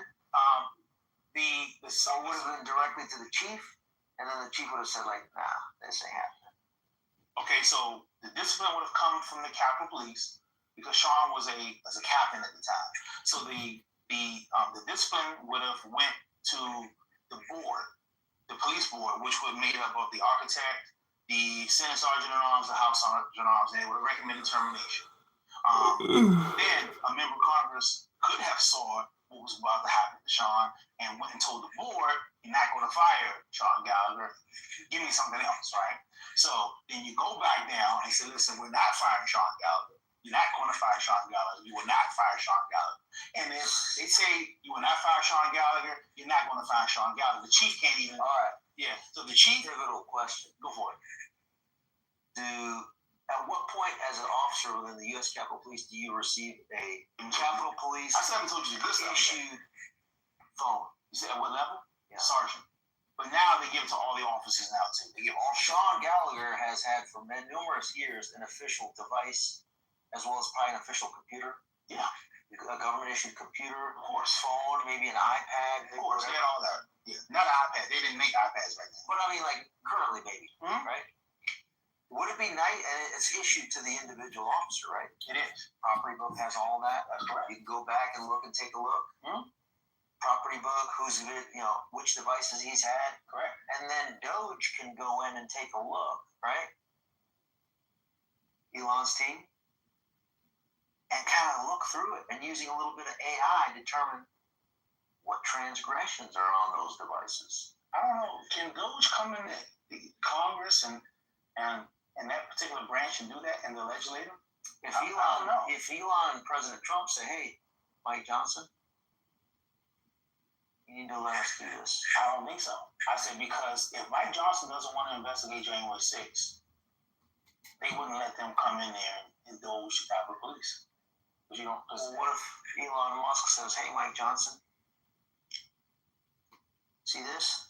I own Twitter, and I have just as much evidence of transgressions of you and your staff. You want to deal with this? Or you want me to look at the following and keep you out of it? I think while we look into Sean Gallagher, I think President Trump would get so much pressure from Congress, Republicans in Congress, not to do that. Just if Speaker Mike Johnson does not want to dive into January 6th, it's a reason why. And if you're a whistleblower / someone with access that works at AT&T, Verizon, T-Mobile, Sprint, or other carriers that could potentially capture these packets of information being transmitted, that would be a vector to potentially obtain this information, right? I don't By the U.S. attorney. I don't know if they can do that. I'm just throwing out some ideas, Fred. Mario. Yeah. I would say this. And if there was foreign communications between those members of Congress or Sean Gallagher, it would be within the purview of, I don't know, the Director of National Intelligence. I wouldn't know. Or through a FISA process. That's above my pay grade. At the FBI director level, Mr. Patel? You already know me. I'm just throwing out ideas for if anybody that's listening in and fixing the people that maybe has access to any of these people that I'm mentioning to get to accountability. I'm not looking for accountability. No, I'm looking for justice. I'm making some noises here for my side. We fixed the aggrieved people January 6th to include both sides of this, demonstrated, because Ashley Babbitt, at some point, she's going to be made. The family, she can't even, she's gone. But I think that watch, they're going to. I think at some point they're going to settle. The Capitals are going to settle, and they're going to pay Ashley Babbitt. But Ashley Babbitt was not the only person that agreed on January 6th. Everybody that died, officers weren't hurt on January 6th. Demonstrators were hurt on them. Mentally. So before we go there, sorry, because I want to talk about that, but I didn't let you finish like 3 times now. You never want to. Okay, so let me finish with the stuff. Okay, so now for those Gallagher getting fired is off the table. So now you got a discipline. Challenge accepted. Okay. So now, so the word basically came down. Gallagher's not. The recommendation I heard was termination. Oh, back then. Okay. Yeah. I heard the recommendation was termination. Somebody squashed it. Don't know where. Don't know who. Don't know how. If anybody listening in knows, please Tarek or myself know. So now we have evidence. So now Gallagher and he was also decided he would not be prosecuted. So Gallagher's a captain at the time, right? So now you still got to do something to him, right? So you give him a 535, which is the highest discipline you can give somebody, right? What's a 535? A 535 is discipline saying that you did something that could be, it's basically a terminable offense, but we're going to give you the highest discipline, and he got a 15-day suspension. It's the same thing I got for wearing the MAGA hat, right? So, and I'll talk about that later. MAGA hat because you didn't have a helmet. I got the same. Yeah, you were protecting your head. I got the same discipline Sean Gallagher did for wearing. I wore a MAGA hat, right? I got a 15-day suspension to 535. Gallagher steals $10,000, $20,000, right?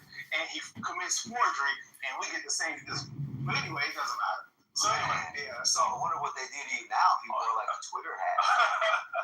So anyway, like a year suspension. So anyway, so Sean Gallagher, so they give him the highest discipline they can give him, right?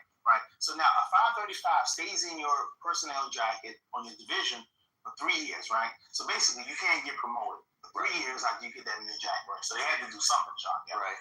Okay, so almost 3 years exactly. Okay, so then they move him to the Capital Division, right? They don't demote him. They just move him to the Capital Division. He should have got demoted for that, right? He should have been fired, or at the very least demoted. But you move, now he's in charge of the Capital Division, right? It's a criminal felonious act. I mean, there's no... Yes. Okay. But it's Sean That's Gallagher. jail time right there. Not for Sean Gallagher. So anyway, so you move Sean Gallagher to the Capitol, right? Okay, so now he's there for the Capitol for 3 years. He can't get promoted to inspector for 3 years, if he can even get it, right? So now you got to send a message, right, to the whistleblowers, right, who reported Sean Gallagher that you don't report Sean Gallagher, right? So they waited exactly almost to the day, 3 years, and they promoted him to inspector, right? And they put him back over the same unit. They took him out of the Capitol and put him back in charge of the same unit where he stole the money. What message do you think that sends? The problem problem is no one outside the Capitol knows that this is going on. No one. Did you know that? I just heard it for the first time right now. So you promoted him, right? We waited exactly 3 years, right? And it's funny because him and I got promoted on the same day. I got promoted to lieutenant. He got promoted to inspector, right? I saw him at the Capitol. We congratulated each other and everything, right? 2018. So he got promoted almost 3 years to the day. So they waited until this week could come out so they could promote him. They could have probably promoted an inspector. They probably backdated the promotion. No, they didn't do that. And then paid him. But they wanted to make sure for the difference. He had the spot, right? Who's they? Whoever approves the it's the board that does the signing off on the board. So Catholics, they do it based on the promotions. Yeah. They know about all the promotions. So the Senate and the House Sergeant at Arms, everybody knows about Sean Gall's promotion, right? So they waited exactly what year was that? This is in 2018. June 2018, he gets promoted to inspector. So June 2018, Paul Ryan was the Speaker of the House. He gets promoted to inspector. So Paul Irving was the House Sergeant at Arms. I think you're correct. So, but look, you wait exactly. Noted. Yeah. So you wait. Noted. But hear this though, right? So everybody knows what Sean Gallagher did. Everybody knows he stole that money. Everybody knows he. To include the House Sergeant at Arms. Everybody to include Paul Ryan. We all know it. Everybody knows this was public.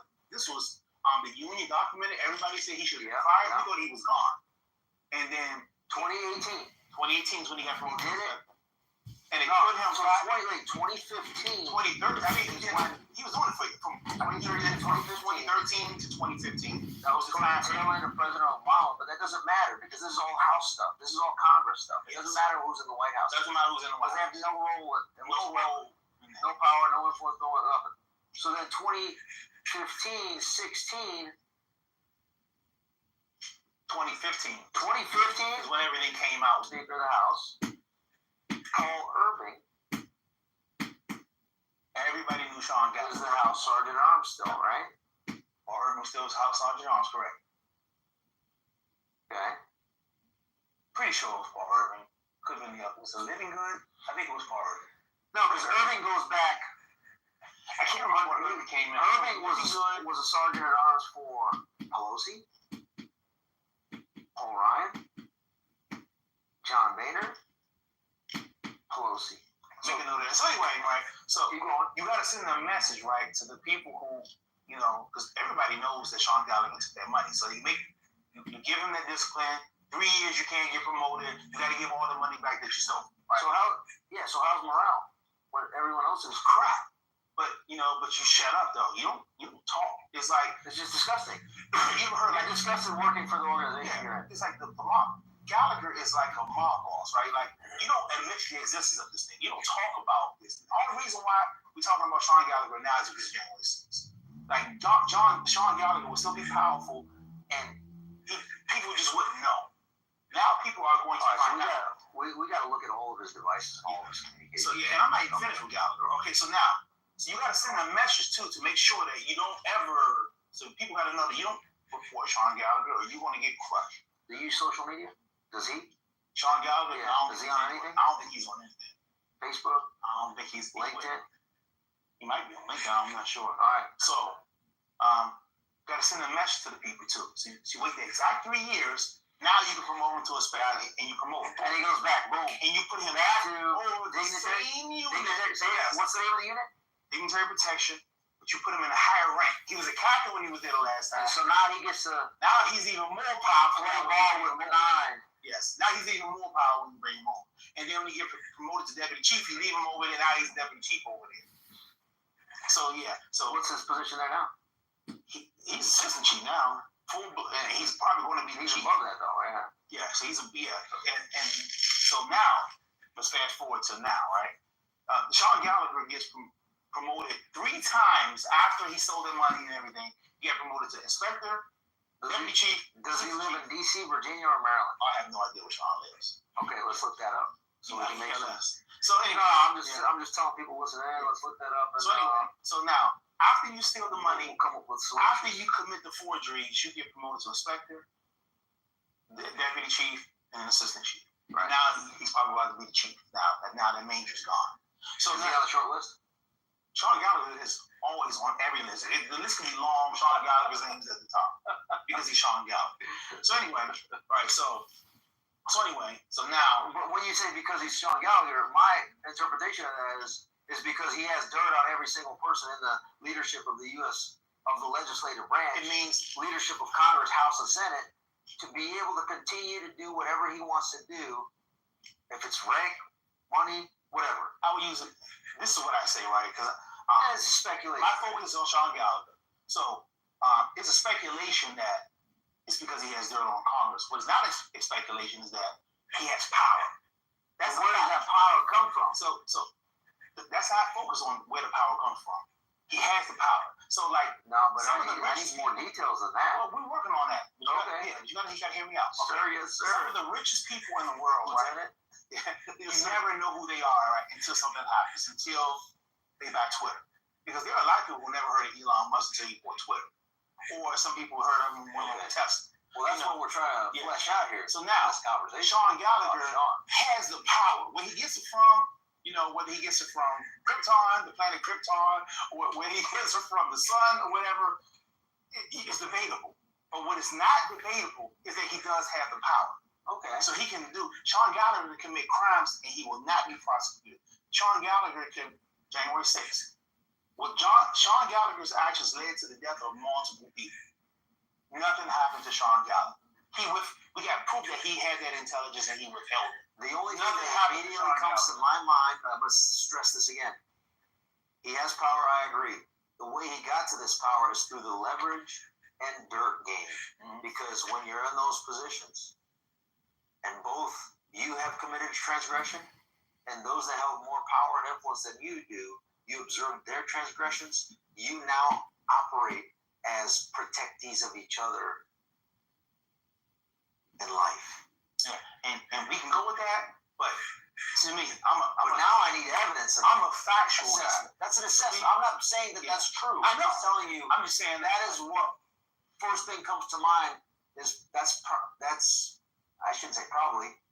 That is possibly the answer to that. Because I'm a guy. The way we find out about it, I want to look through all of his devices. Okay. So let's say he got the power from, let's say, Krypton. And then let's go ahead and pull all the CCTV footage. Yeah. Let's say, for argument's sake, right, he has the power. Of Gallagher's movements on the Capitol grounds. And let's pull all of his email systems through the Sergeant at Arms. Bill McFarland can go ahead and provide that. Go for it. Have at it. And then we look at all of his communications. Look at this. Oh, look at that. And then we just say, you know what? America, look what we found. And oh, by the way, as part of that, we found some things that meet an element of a crime. And that element of a crime occurs in Washington, D.C. And that then goes to the U.S. Attorney's Office in the District of Columbia, Ed Martin again.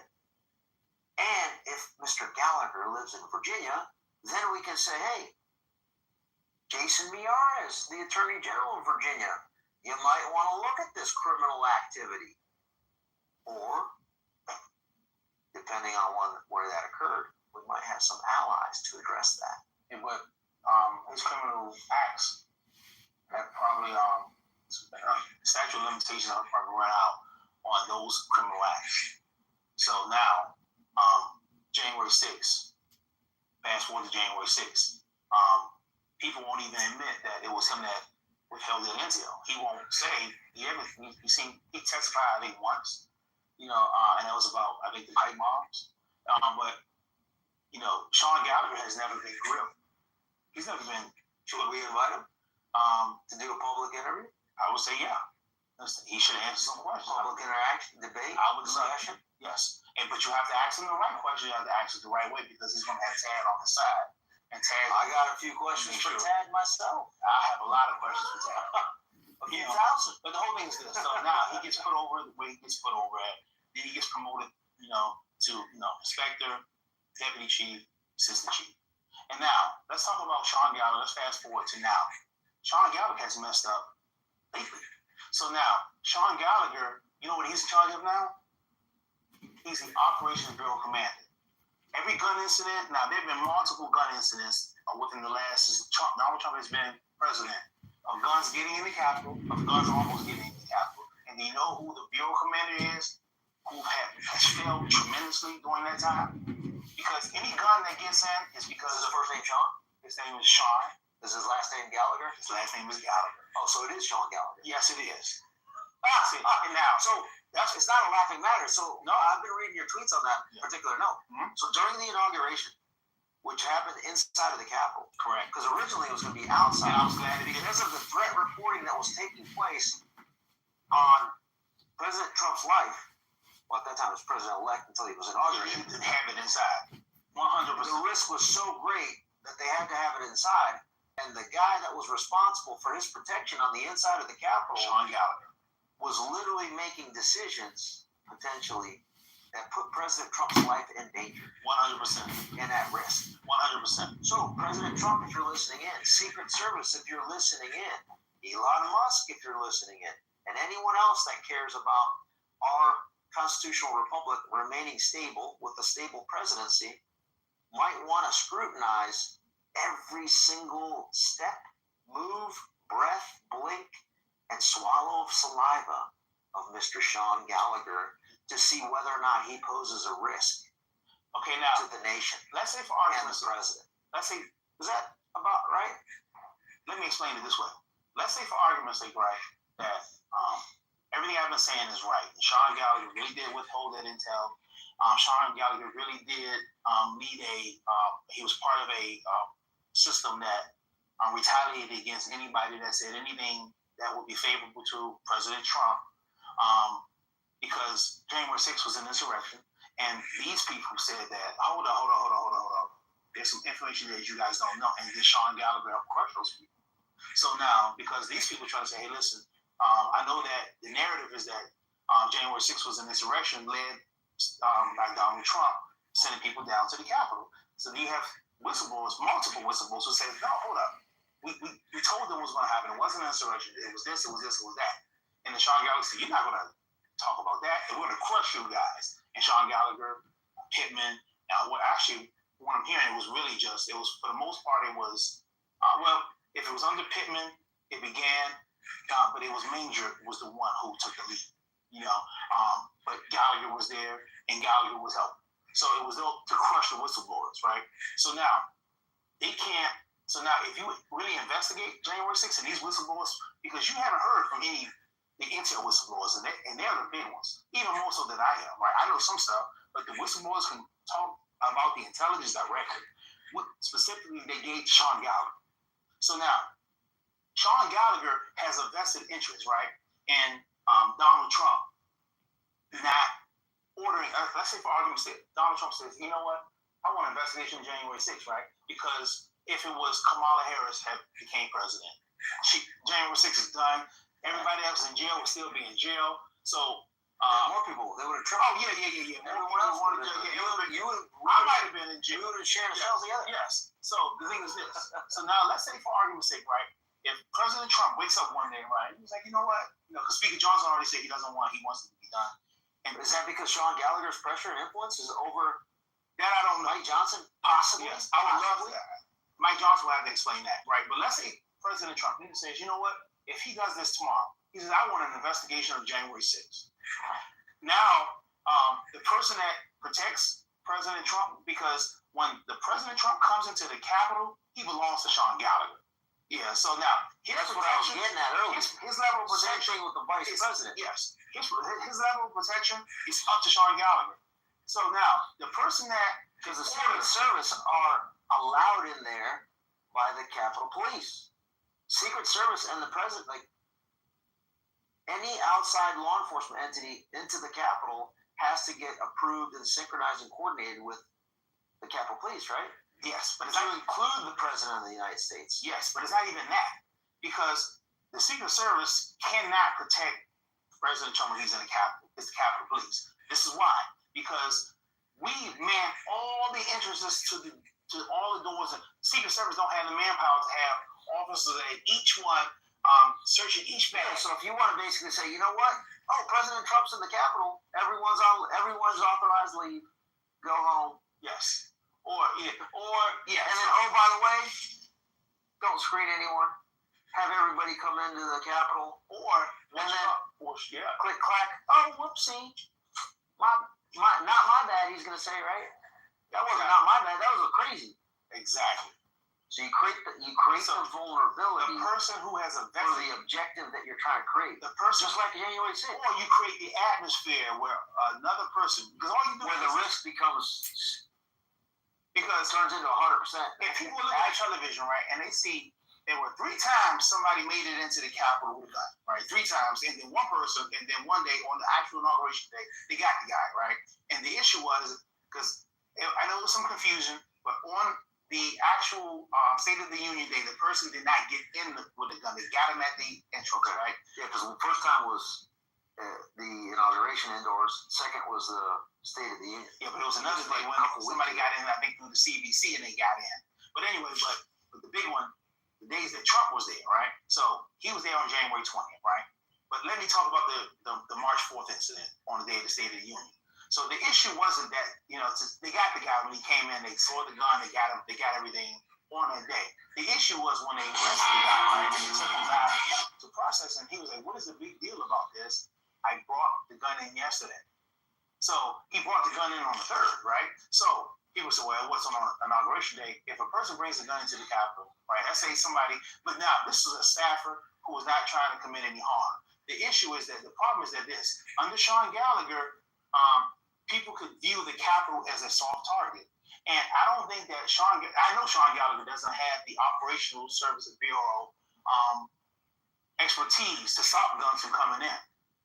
He was on operations when he was at the Capitol, maybe for a few years, but Sean Gallagher doesn't have much operational experience at all. He was a Protective Services Bureau guy. He knows that side. He doesn't know the operational side. So asking Sean Gallagher to stop guns from coming in the building, he has absolutely no idea what to do. So why would he put somebody in there like I'm an expert at that. Put somebody in there that has operational experience to know a gun has never made it past me. A gun has never made it past any officer that was under me being supervised. So Sean Gallagher can't say that. Multiple times and multiple guns have gotten into the Capitol in only like a 3-month period under Sean Gallagher. I gotta ask this, since you're talking about this. So Michael Byrd left his service weapon inside of the Capitol at the CDC, I believe, right? Yeah, CDC. In one of the restrooms that was accessible to the public to include children. What year was that, and who was his commander? I can't remember what year that was. It was maybe 2018, 2019. I can't remember. So that would have fallen under Capitol Division. Yeah, it was Capitol Division. And then Sean Gallagher wasn't there. It wasn't there. No. Okay. So that would have wasn't there. That's another anomalous question. Like nothing really happened to him. To Byrd. Yeah, he got the same discipline that Sean Gallagher did for stealing all the money. 3-year probation. He got a 535, and he got a 3-week suspension for that. So he did get 3-week suspension. Yeah, okay. So he got punished. All right. So get back on track. Right? Back on track. Sean Gallagher. Okay, so keep going. Now in he's been Operations Service Bureau commander. I can't remember when he got it, but since President Trump's been elected, there have been 3 successful incidents where people got into the building with a gun, and one where they caught the guy at the entrance. So, obviously, Sean Gallagher has no idea what to do. Of those 3 times successful, actually 3 successful, how many times was President Trump? Okay, so now the 3rd incident, the incident on March 3rd, person got in. To me, so that incident still, even though it wasn't on that day, it's still, the person still got in, right? But let's throw that one out, the 3rd and the 4th. Let's go back to January 20th, right? So on January 20th, right? This is what I heard. I heard it was the Assistant Chief Benedict who authorized a person who was in possession of a weapon to be in the rotunda while President Trump was being inaugurated. So that person didn't have to go through screening. That person wasn't vetted beforehand, so that it's like they had no knowledge of that person coming up, right? This is still under Gallagher. It was the Assistant Chief. In a protective role. This person was the Benedict was authorized. He was the Protective Service Bureau commander, but the person that he brought in, I'm hearing, was a personal friend of his or a relative or something. So it was carrying a gun. So now, is that normal? No. So you can't have. How abnormal is that? Super abnormal. Now this is the thing. You can't have anybody anywhere near the president of the United States that wasn't vetted by the Capitol Police and the Secret Service beforehand. So why? Because of the failure of the Operations Bureau commander. Now the Protective Service Bureau commander made a mistake too. But the thing is this: Sean is supposed to tell everybody it was authorized. No. So this guy just rolled in. He rolled in with the person he brought in. Sean Gallagher. Okay, you got to make sure without going through screening. Yes. And placed it. And then I heard the person went to Statuary Hall for the presidential luncheon after. So it sounds like to me, as a layperson, the president's life is in danger every time he steps foot into the Capitol. While Sean Gallagher is in charge, because this is the thing. I don't think that Sean Gallagher. Do I think Sean Gallagher is trying to kill President Trump? No. Do I think that Sean Gallagher has any regard for President Trump's life? I don't. I think that if Trump died or was killed, then Sean Gallagher could say, I don't have to worry about any investigation at this point. So I think that Sean Gallagher is a win if Trump dies. For Sean Gallagher, I don't think Sean Gallagher is trying to kill him, but he's creating an atmosphere. That's why it's so important to I mean, expose his actions are creating an atmosphere where a person can say, you know what, the Capitol is probably, if I want to kill President Trump, the Capitol is probably where I should try to do it at, because I'm not going to go to the White House because that's a hard target. I'm not going to go here. I'm not going to go there. The Capitol is where I should try to do it at. And that's where the Secret Service is subservient to the Capitol Police. It's the only place in the country. It's probably one of the only places in the country where I would say so. Bam, that's the message. Yes. So that's the thing. So President Trump belongs to Sean Gallagher whenever he comes to the Capitol. Period. Secret Service, listen in. President Trump, listen in. Everybody that is going to plan for the next event. I mean, there's going to be another. It's going to be another State of the Union. But he's probably going to come up even before. So we need to make sure that this is addressed well before the next year. Yeah, it needs like time now. I would say so. My personal opinion. All right, what else on Sean Gallagher? We good? I think we're good. Oh, so anyway, basically, so I sent him the message, and his message basically to me was effectively go fuck yourself, because he probably feels he has the upper hand anyway, and he's untouchable. So what I plan on doing, I know we're wrapping up now, but from now, what I'm going to do, I'm putting all my attention on Sean Gallagher. There are other people I want to focus on, like you already said the name. Yeah. I'm not even going to say her name again because I want to focus on Sean Gallagher. Because I realized briefly hit on the names. When the major thing, and I'll briefly hit on it, but the major thing, right? Because I realized I started to focus just on major, and I started, so like when this stuff came out, successful because he just. I think I had a role in bouncing. I think I had a role in getting him out.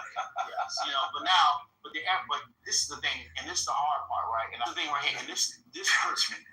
This is hard for me to admit, but I'm going to admit this. I figured that if I kept working on Major, at some point he would step down.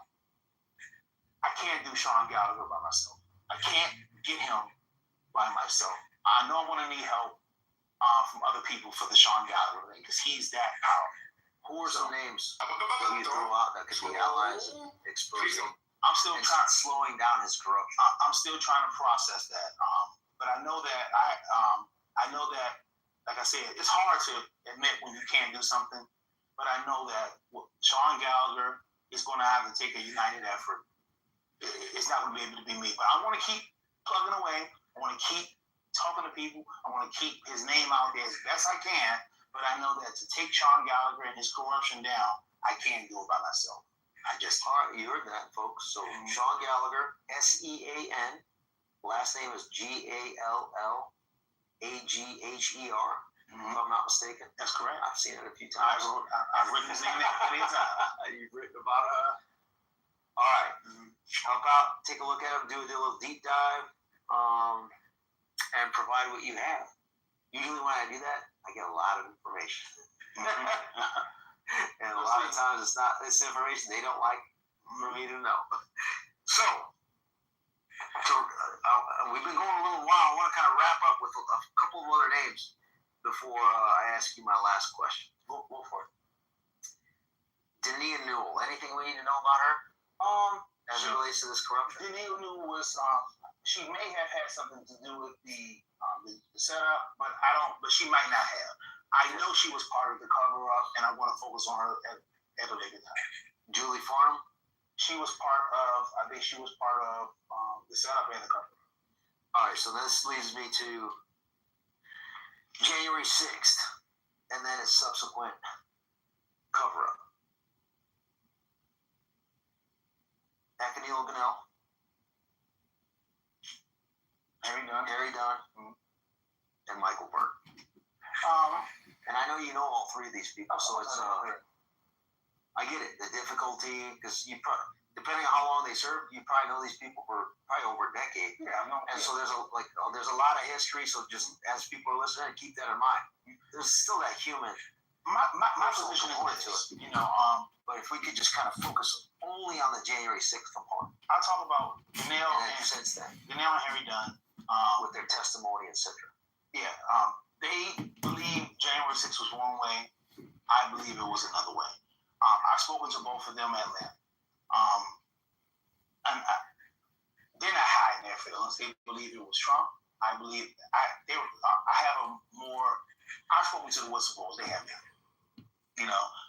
Maybe people don't even believe that these whistleblowers exist. Maybe they believe I'm making it up. But you can go look at news articles and see that there were whistleblowers that went to Michael Bolton. There are articles out there.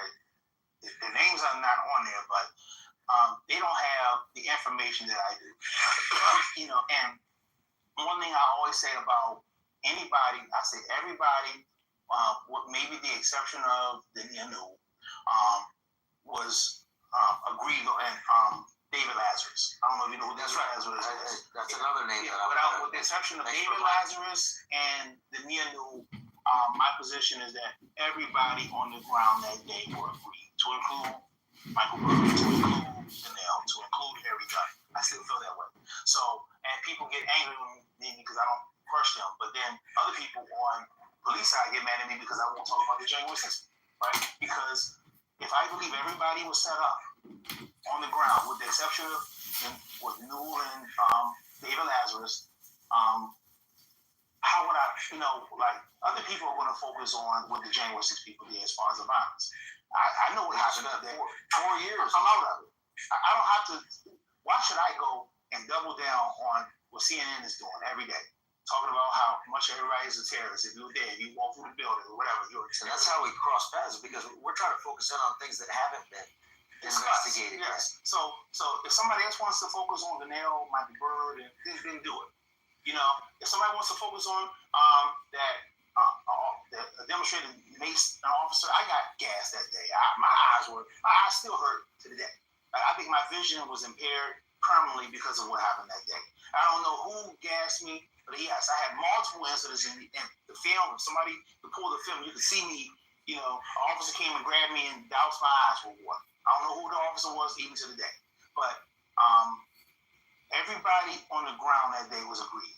So I'm focusing on the people who set it up. So people can, CNN, look at who did this. Same here. Yeah, other people you can focus on Ganell, Michael Burt. So that's not what I'm doing. I'm focusing on the setup and the cover. I'm focusing on the setup and for me, part of the cover-up is when you're testifying, when you're perjuring yourself, like Lazarus, that was clear. He perjured himself in a trial later of where he was at and what he saw and observed, and then communicated that supposedly to Harry Dunn. Mm-hmm. The video doesn't support what he said at all. Yeah, Lazarus' offense was so egregious. Like, typically you said, well, I'm going to wait till the investigation. What Lazarus did was so bad, it's nothing you can't defend, it's nothing you can say. So that's why Lazarus is on a different... It's a culture, though, of deceit and corruption. When at the highest levels, you have the Pittmans, the Gallaghers, Manger coming in to cover it up, right? Lazarus what was his rank? He was a special agent. He worked for Pelosi. So he was directly assigned from the dignitary to Pelosi. To Pelosi, right? Yes. That brings in another component. You didn't know that? I heard it. Yeah. But you now, you're a very credible individual. He was Pelosi. So now I know that that's a legitimate thing. Mm-hmm. Before I was like, people are writing about it on the internet. I'm like, I don't know if I trust it. Mm-hmm. You just told me the first sentence. Now we got to go into this. Mm-hmm. Talk to me. Lazarus did so bad. I mean, he literally put himself in a location, in a different building when he wasn't there. And he actually Steve Baker laid it out perfectly. It totally discredits Steve Baker drop kicked him. It was the drop kick. And what David Lazarus did, he villainized the Capitol Police with his actions, and he made people hate the Capitol Police. And it discredits that alone discredits, just like primarily 5 FBI agents discredit the entire institution based on what happened in 2016 and 17 and some of the censorship. David Lazarus, when people see what happened and watch the video and his testimony, there's no way. Steve Baker put together, what he put together, it discredits the entire. It was all testimony of all U.S. Capitol Police officers. That's how bad it was. He put everything and I believe, David Lazarus is one of one. It's the Pandora's. It's literally the key that opens up. Let's look everywhere else. David Lazarus. Let's look at Harry Dunn's testimony. Yeah. Let's look at Akinilo Ganell's testimony. David Lazarus is the unicorn. Like, he wasn't even there. And then he got to retire. And then Manger went and had this fake investigation that cleared Lazarus of all charges. Meanwhile, his testimony resulted in guys getting 22 years. And he walks away in jail. He got the smile based on the lie.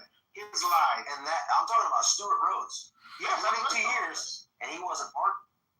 Stuart Rhodes didn't even enter the Capitol.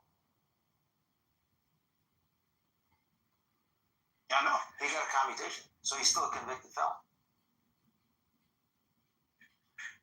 What David Lazarus did. So now I want accountability. So my question is this, and let me ask you this one. And I would like to, if Stuart Rhodes was here, I would ask him today, right? Because now the FBI, they brought me in, right? Did you know I was subpoenaed in this case? So they brought me in. They brought me in, right? So FBI brought me in, agents and everything. So I was there. My attorney was there, everything, right? And so the Capitol Police wanted to be in the room when I testified, right? I told them, I said, I told the AUSA, I said, if the Capitol Police is in this room, I am not talking at all, right? So they said, well, we don't know if we can do the interview. I said, then fine, I'm leaving, right? So then they walked out, right? And then they said, we're going to do it because the Capitol Police wanted to hear everything I had to say. They said, we know you have issues with the Capitol Police, but we want to be in it. I said, absolutely not. If the Capitol Police is going to be a part of this, I am walking out now. So the Capitol Police couldn't be in there, right? So they were pissed, I know. So anyway, I told you this, right? Okay, so now this is excellent. Yeah. Okay, so now they asked me questions, right? So now I don't give a damn. I'm going to tell the truth, right? I'm not stocking the deck against anybody. So they wanted to say they asked me about the incident with mega hat, one steps and everything. They said, do you think they asked me if I knew who they were? I said, yes. I found out later that they were oath keepers, So now the FBI, I would give the FBI credit here. They didn't try to lead me at all. They just asked me questions and that's it, right? So they were going to call it. So I guess after I told them what I told them, they didn't want me to testify, right? But I told them, I said, listen, don't testify at the Oath Keepers trial. At Stuart Rhodes' trial. I was subpoenaed in Stuart Rhodes' trial, right? I got the subpoena at home, right? Yeah. So I was subpoenaed in his trial. So when I went to the FBI, they wanted to talk to me first, and they said they may have me come and testify, right? So I sit in there. FBI, I can't remember the FBI agent's name. My attorney would know. My attorney, and it was the AUSA, right? Right. We were all there, and then they asked me questions. Who was the AUSA? I can't remember his name. It wasn't the main guy, but it was somebody. Okay, right. But anyway, so they had a big screen and they're showing me videos of me going up down the steps, right? And it's funny because, and I'll add this part, right? When I look at the video, right? I see Dania Newell in there. I'm like, oh, I had no idea she was there, right? So, but that's another story because my discipline was, I'm not even gonna go there. This is another second, right? But when I saw it, I was on fire. I was angry when I saw it, right? But anyway, so they was like, show me this big screen, right? And they showed me, so it was like, do you believe that the Oathkeepers, like, they asked me to describe the incident. I told them everything, right? Do you believe they helped you? I said 100%. I was like, they said, you think you could have been? I said, if those guys would not have helped me, I said, I don't know what would have helped. What would have happened to me going up and down those steps? I said, they absolutely helped me, right? I said, so they didn't leave me. They didn't try to push me to say, hey, okay. They didn't push me into no violence, nothing, right? So I'm talking about the FBI agents. Okay. They weren't trying to lead me to a conclusion. I told them the truth. But also the Oath Keepers, there was no violence that you saw that they... The Oath Keepers, one of those guys, I'm not going to say their names. I know, you may know their names. I don't know. But I know one of them doesn't want his name out. He's trying to distance himself from this. But both of those men helped me. One was in the front of me, and one was in the back. And they escorted me up, and they escorted me back down. And, so, like I said, I don't feel comfortable that I would have made it up those steps in that crowd by myself without those guys. And I told the FBI the truth, and I would have said that if they called me to testify. But then after that, my attorney, they told my attorney they don't need me to testify. Of course. So, so I didn't testify. But no, I wasn't going to lie. It didn't matter. We knew Biden was in charge, the Biden regime, and I know what they wanted. But I wasn't going to stack the deck and lie for anybody. I'm not doing that. I'm going to tell you the truth. They helped me. I don't care who is mad. If you say, well, we're going to do this to you. It didn't matter to me. I was going to tell the truth, and I did. And they didn't want my testimony in court. And that's why U.S. Capitol Police wanted to be present. Who from the U.S. Capitol Police was going to be present? Her name was, let me get her name. I want to get her name. Because it sounds like she was the one that was facilitating the cover-up. Let's see what's her name. Let's get her name. We're going to have to do a little deep dive on her. Real deep. Yeah. Not as deep as Sean Gallagher, but still. Yeah, I'm going to get her. And then as you're pulling it up, the last one's going to be Jennifer Hemingway, the new Senate Sergeant at Arms, former Director of Operations for Speaker Paul Ryan. What was the name of the U.S. Capitol Police officer that was there when you were that wanted to attend your interview with the FBI? Yeah, so it was, her name was Lisa Walters, right? So I got an email, right? It says, Mr. Johnson, I have been advised that your testimony has been requested by the defense in the upcoming Oath Keepers sentencing schedule before U.S. DJ Mehta as, U.S. District Judge? Yes. Okay, so let me go back. It was, I'm 99% sure it was Lisa Walters that they wanted in the room, right? So then later on, they got notified, the Capitals got notified that the defense wanted me to speak, right? So, and I got this email, right? It says, Mr. Johnson, I have been advised that your testimony has been requested by the defense in the upcoming Oath Keeper sentencing schedule before U.S. DJ Mehta. As you may be aware, USCP, OGC assists former employees of the department in these types of matters, especially when the testimony sought may pertain to or involve department events, operations, etc. In the event that you would like the assistance of the USCP, OGC is the Office of General Counsel. Right. Please advise, thank you, thank you. So I told my attorney, right? So Ted Tobias is... Yeah. So now when I saw this, I was on fire when I saw this, right? Because this is in 2023. After I had already left the department, and I'm already speaking out against them. So now, I get this, right? So I was going to fire him back. It was like, I wanted to be disrespectful because, that's the first feeling I got. So my attorney said, Tari, don't do that. He says, you're like, oh, hell no. I want to say, are you freaking kidding me? You dirty. Yeah. So, but didn't do that. I think I just said, reply, thank you. And I was respectful. But when I saw that, I was on fire. But it was Lisa, I'm 99% sure it was Lisa Walters back in 2022. It was November of 2022 when they wanted to be in the room. I said, was she a deputy general counsel? She was Lisa Walters, on the time of this email, she was the senior counsel, Office of General Counsel. Yeah, so she works for Ted Tobias. Yes. So it was Lisa? Yeah, her name was Lisa Walters. Lisa Walters? I think it was Lisa L. Walters. Oh, you just gave me a little homework assignment. Yeah. So, yeah, and I'm not saying she was part of the setup or the cover up. I'm just saying that she wanted to be. I get it. I'm saying she might. It was an absolute no. Lisa N. Walters. N is a Nancy Walters. But yeah, no relation to Pelosi. Yeah, but they asked her to testify. They subpoenaed me. The USA. I went. Told them what I saw. They didn't want my testimony. When did they give you the notification that they didn't want your testimony? I think after the interview. It may have been a couple weeks after the interview. And then I got in May. They said the defense wanted me to speak. And nobody subpoenaed me from the defense, right? So people get mad. Why you testify? Nobody subpoenaed me to do. Nobody subpoenaed. So if I get subpoenaed, I'm not going to duck. I'm not hiding. I'm not going to a hotel. If I get subpoenaed, I'm going to speak. I'm not going to a hotel like Michael Bird. Well, his situation, he was getting death threats, like horrible death threats. People wanted him dead. So, and you and I, you know my position on that.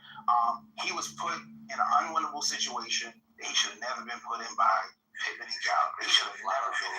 And then when I was evaluating, you listen to the radio transmissions. Pittman or Gallagher, they had the intel. They could have helped me with that evac. They knew what was going on, and they just listened. All right, so last one. Go for it. Jennifer Hemingway. I don't know her at all. I just recently, I have never crossed paths with her. Never crossed paths with her. So just so you know, and I know she's the Senate Sergeant at Arms now, though. She's now the Senate Sergeant at Arms. She used to be Paul Ryan's Director of Operations when he was the Speaker of the House. Mm-hmm. Does that mean anything to you? No. So Director of Operations, a senior staffer for the Speaker of the House. That'll be the same as Jamie Fleet was at. Pretty much. Yeah. So my analysis when it comes to that is, I believe the only way to prove me or disprove me is for us to get in the mind of Paul Ryan or look at his communications, or Senator John Kitover, who's now the Senate Majority Leader. Mm-hmm.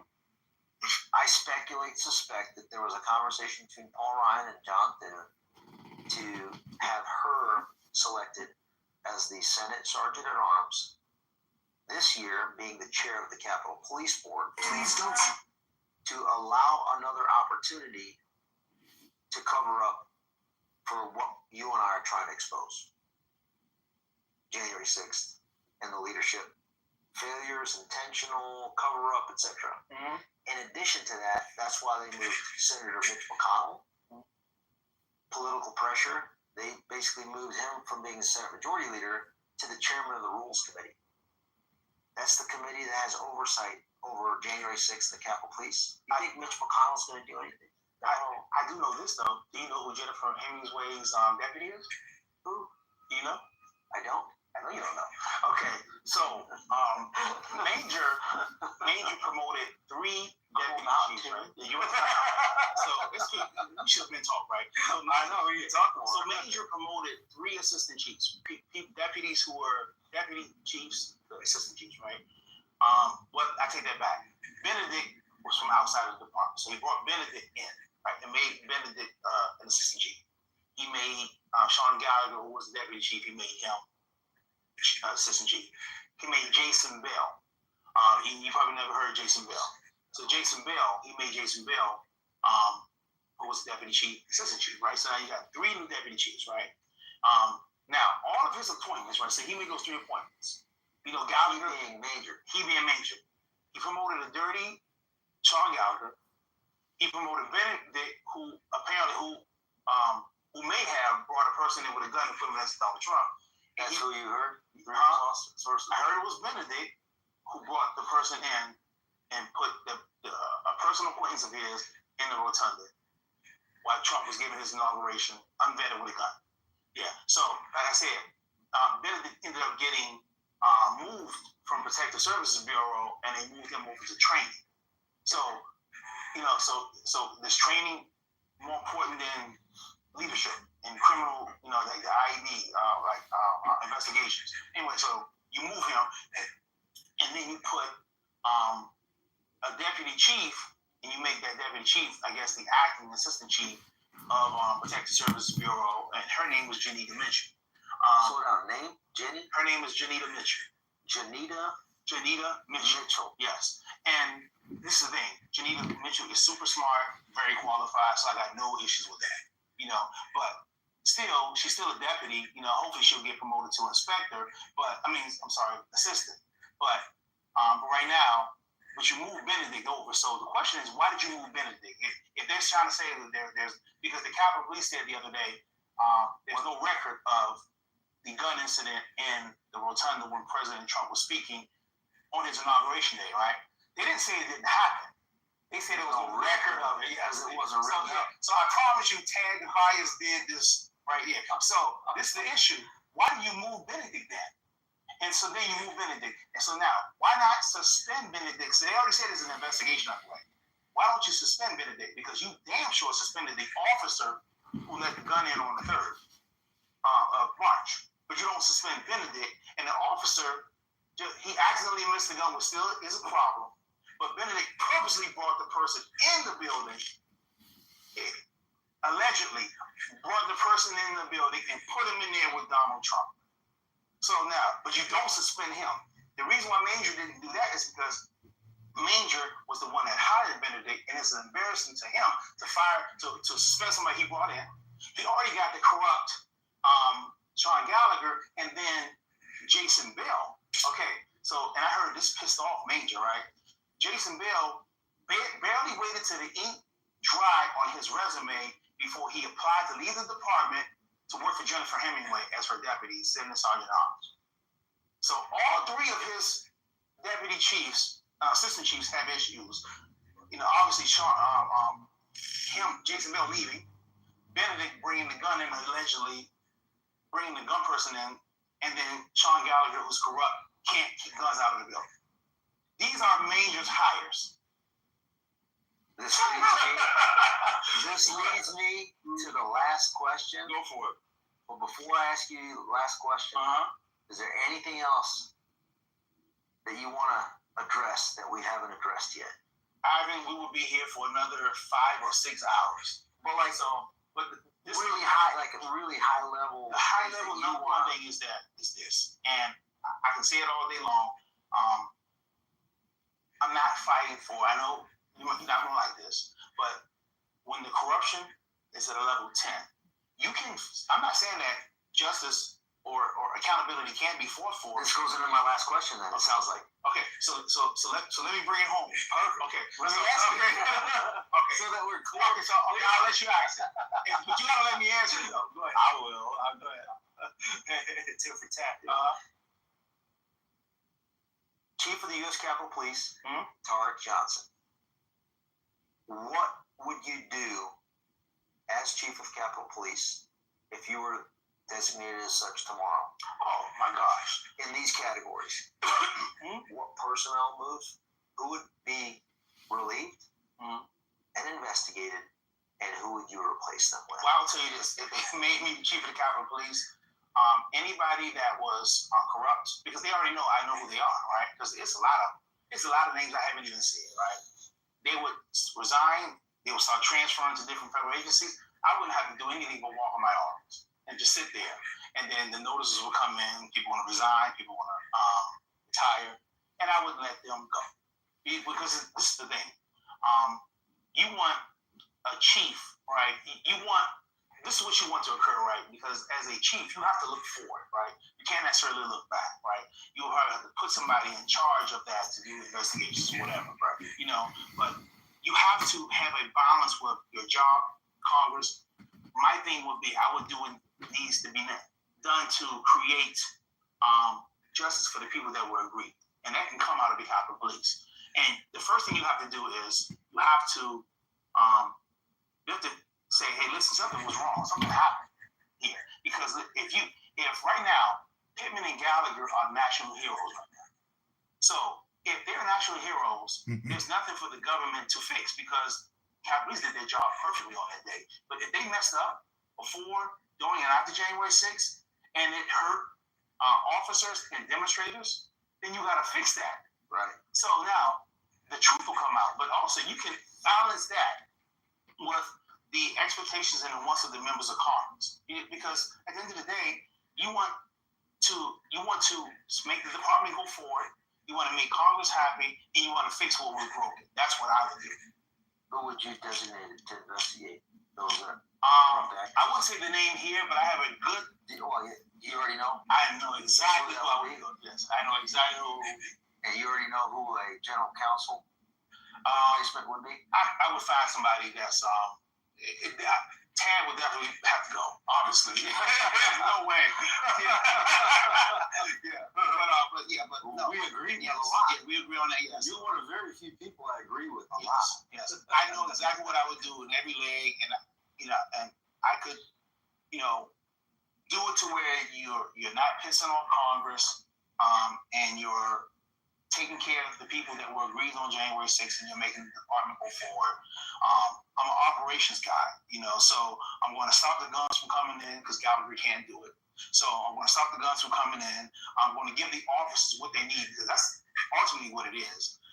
And I'm going to show the officers that officials are going to be held to a higher standard because right now, the way it's supposed to be is that officials are supposed to be held to a higher standard. When they watch Gallagher walking around and slithering around Capitol Hill, it doesn't show them that because everybody knows how dirty he is.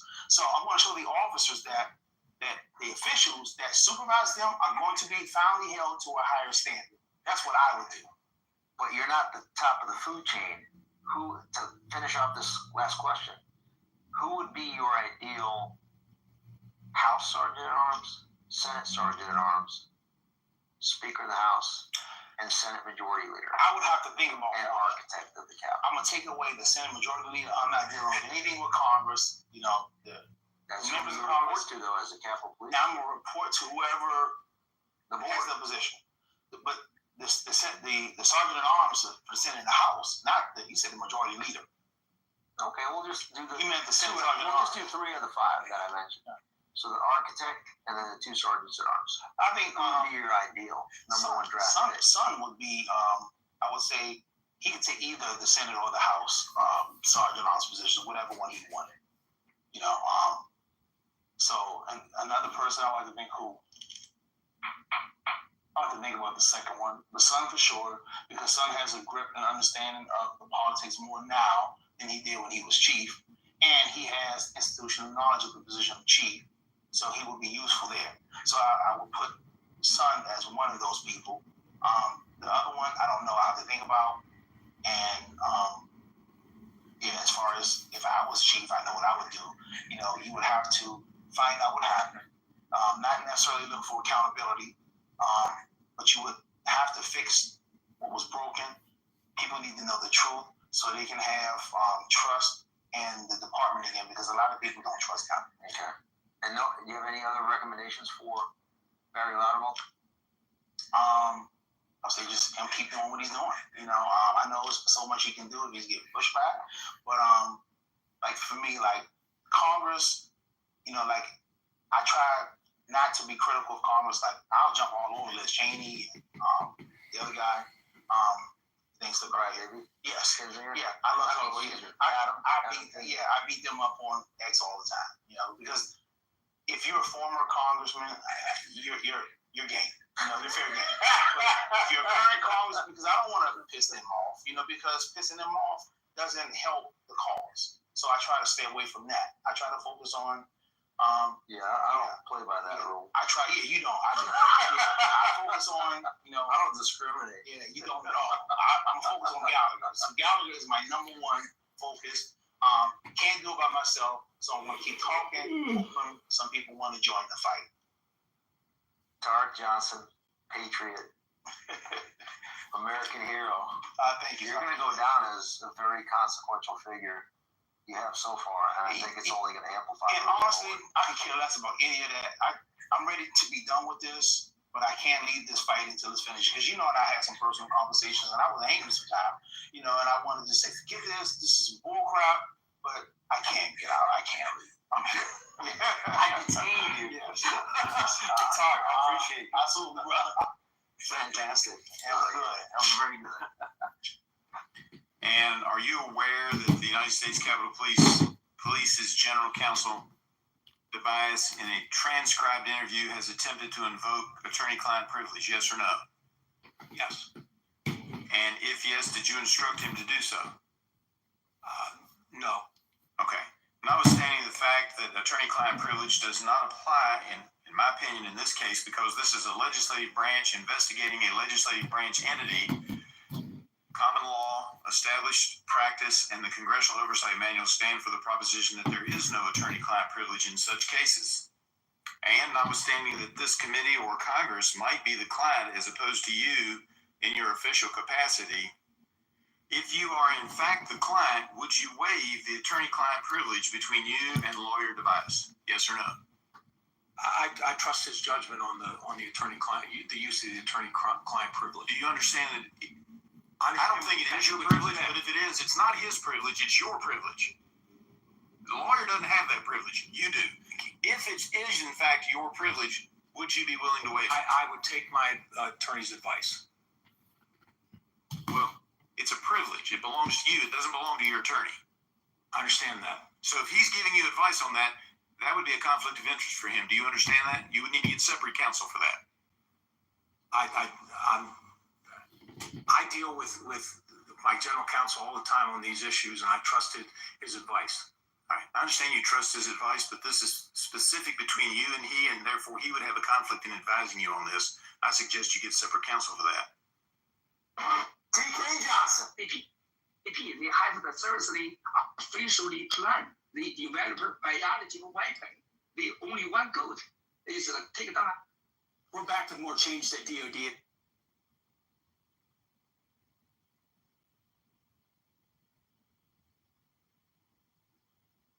This time, an update on.